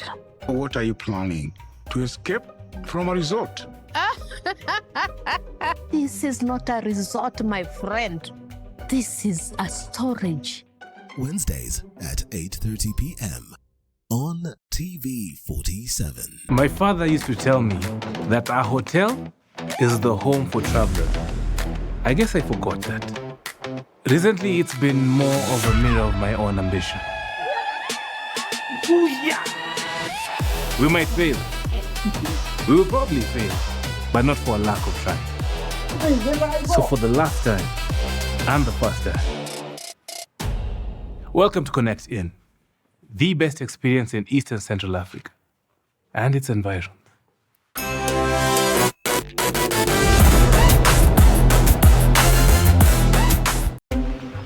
This is a very serious place. I see that. Surely. Hey, Nyumba. This is the place. Just for a few days. Rule number 2. Kwani Google inajua maisha yangu wewe?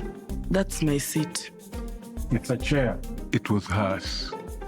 You're new here? Yes. You learned the rhythm. This place is run by structure.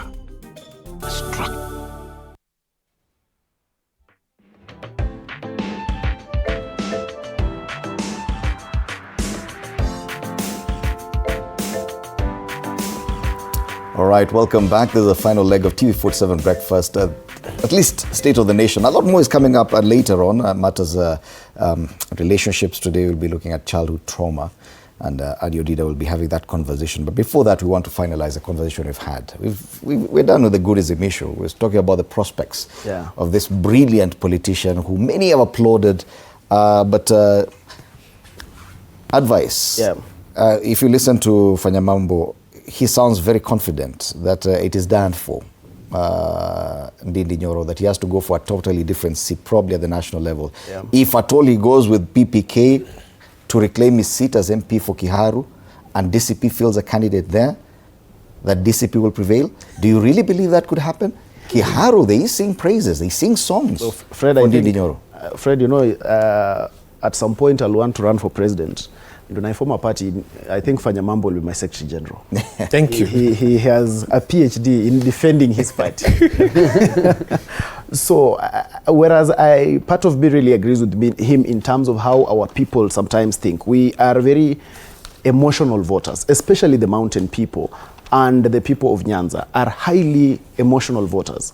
And most of the time, they would pick a direction and go that direction and simply vote people who are in their basket, not because those people have gravitas, but just because they're in that basket. That's why you'll realize the ODM ticket was very coveted in Nyanza, because at some point people only reason like that.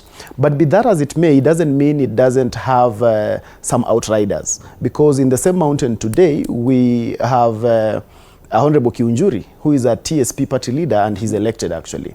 In the same Nyanza region, we have an MDG party leader who is actually elected. So sometimes it just depends with the stakes that the person comes with.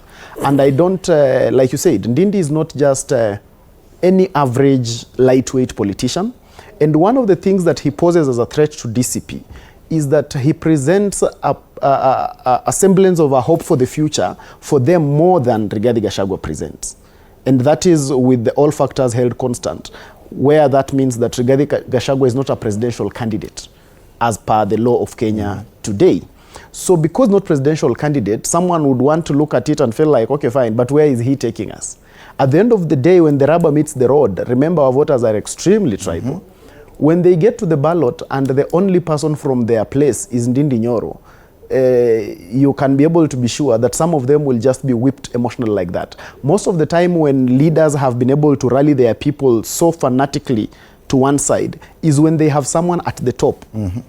But in the event that DCP remains the political party, but it doesn't have a presidential candidate, and the deputy presidential candidate is not also a member of DCP, and then there is this party with a young person who has quite a name across the country and he comes from Mount Kenya, then you can't deny the fact that if not everybody, then Murang'a will actually sway that direction. Because Murang'a will start feeling like is it not becoming time for Murang'a? Because all politics is local. They've never had a presidential candidate. Exactly. The reason why people in Bungoma, for instance, are excited about Sifuna is not because there's anything Sifuna has done for the people of Bungoma. There is nothing he has done for them. The only thing is that is the tribal card, and people are feeling like this is our son and he is young. He presents hope for the future. So it's nothing about any deliverable. So it even makes Ndindi better. No, Ndindi has something he can peg on and say he has been able to build schools, he has been able to put tiles, children now pay 500 shillings. There is some semblance. But then when the rubber meets the road at the end of the day, people will reason in terms of he is our own and he is our son. And at that level, it will now become county-based then. It will now stop even being about the mountain. It will come down to a county. And the people of Murang'a would want to start asking themselves, when last did we have a president? Isn't it maybe our time for us to also start? They've never had a president. Exactly. And then they will start having the argument that, okay, yes, can't you guys also support us? Is it then our time? Remember, the ordinary voter is not a political scientist. The ordinary voter just reasons in a basic manner. Very basic. And when the first instinct for him is tribe, and the second instinct is self-preservation, is this our child? And then the third, which is always on the last tire, is what does this person portend to have to be doing for us? And when I said that Ndindi presented something about what he wants to do, it's not that I even believe in those things that he was saying, but I was just comparing him with the rest of opposition leaders. He is the first one who has attempted to have things that an attempt at solutions. All of them, of course, to me are pedestrian. Why? Because all your solutions cannot be pegged on a new constitution. Because you can't tell us that everything you want to do, you need us to have a referendum. Meaning you can't imagine the country as it is today. Yeah? But now, when I compare him with the rest, when I compare him with Kalonzo Musyoka, who says SHA is not working, but when he's asked why, he said he needs an audit committee, then Ndindi becomes better than that. Right. When I compare him with my brothers who say that the problem of affordable housing is that chicken cannot go to 12th floor, then Ndindi actually sounds better than that. When I compare him with Rigathi Gachagua, who says the only problem this country has is William Ruto, then actually this becomes better than that. So it's from a point of comparison and not from a point of belief. Right. And also I believe that he has actually a right to do whatever he needs to do. Just the same way I'll form my political party and make Fanyamambo the Secretary General. It's the same way I must allow Ndindi form his. And I'll invite you over, the two of you, as a party leader and Secretary General, onto this show. No, final word. Mine is just to say that, you know, my colleague expects Sifuna to build roads. I mean, he's a senator, for God's sake. Give him credit where it's due. He's done a fantastic job as a senator. He has done a fantastic job even when ODM, you know, chose to keep quiet and not speak truth to power. He's the one who stood up and spoke truth to power. So he's the one who's carrying on the spirit of BAMBA and carrying on this, you know, the democratic ODM that was there, not the shell that is remaining. But anyway, mine is to always say that, you know, political insults, Goonism, all these things will take us nowhere. And for me, as a leader, what brought me here is to serve the people. So mine taking it back home in Langata, you know, I would want to make sure that we're focused on what actually are the pain points for the Mwananchi. You know, if all my manifesto, sharpening, listening to the people, understanding the problem, and already getting to work, to be honest. We're doing a lot in the constituency, productive stuff. So whenever there's an event with the party or any work that needs the party, I will attend. But my focus as Haji Omar, Langata is my focus. My people's problems are my focus. So to be honest, I will not be swayed to the politics that, you know, the dirty politics that has been ongoing, because that's not what has led me here. I'm not here for titles or whatever it is. I'm here specifically for leadership, genuine leadership, and to serve the people of Langata. And I hope, I beg them for their support. Right. Thank you. Thank you for that. Ndindi for president, what kind of problem does it present to you? Murang'a has never had a president. We don't have a problem. Kenneth Stanley Jindo Matiba came from Kiharu constituency. He was never president. He never became president. But Kiambu he almost, actually, he won the presidency. But you know what Moi did? The people of Murang'a are not stupid.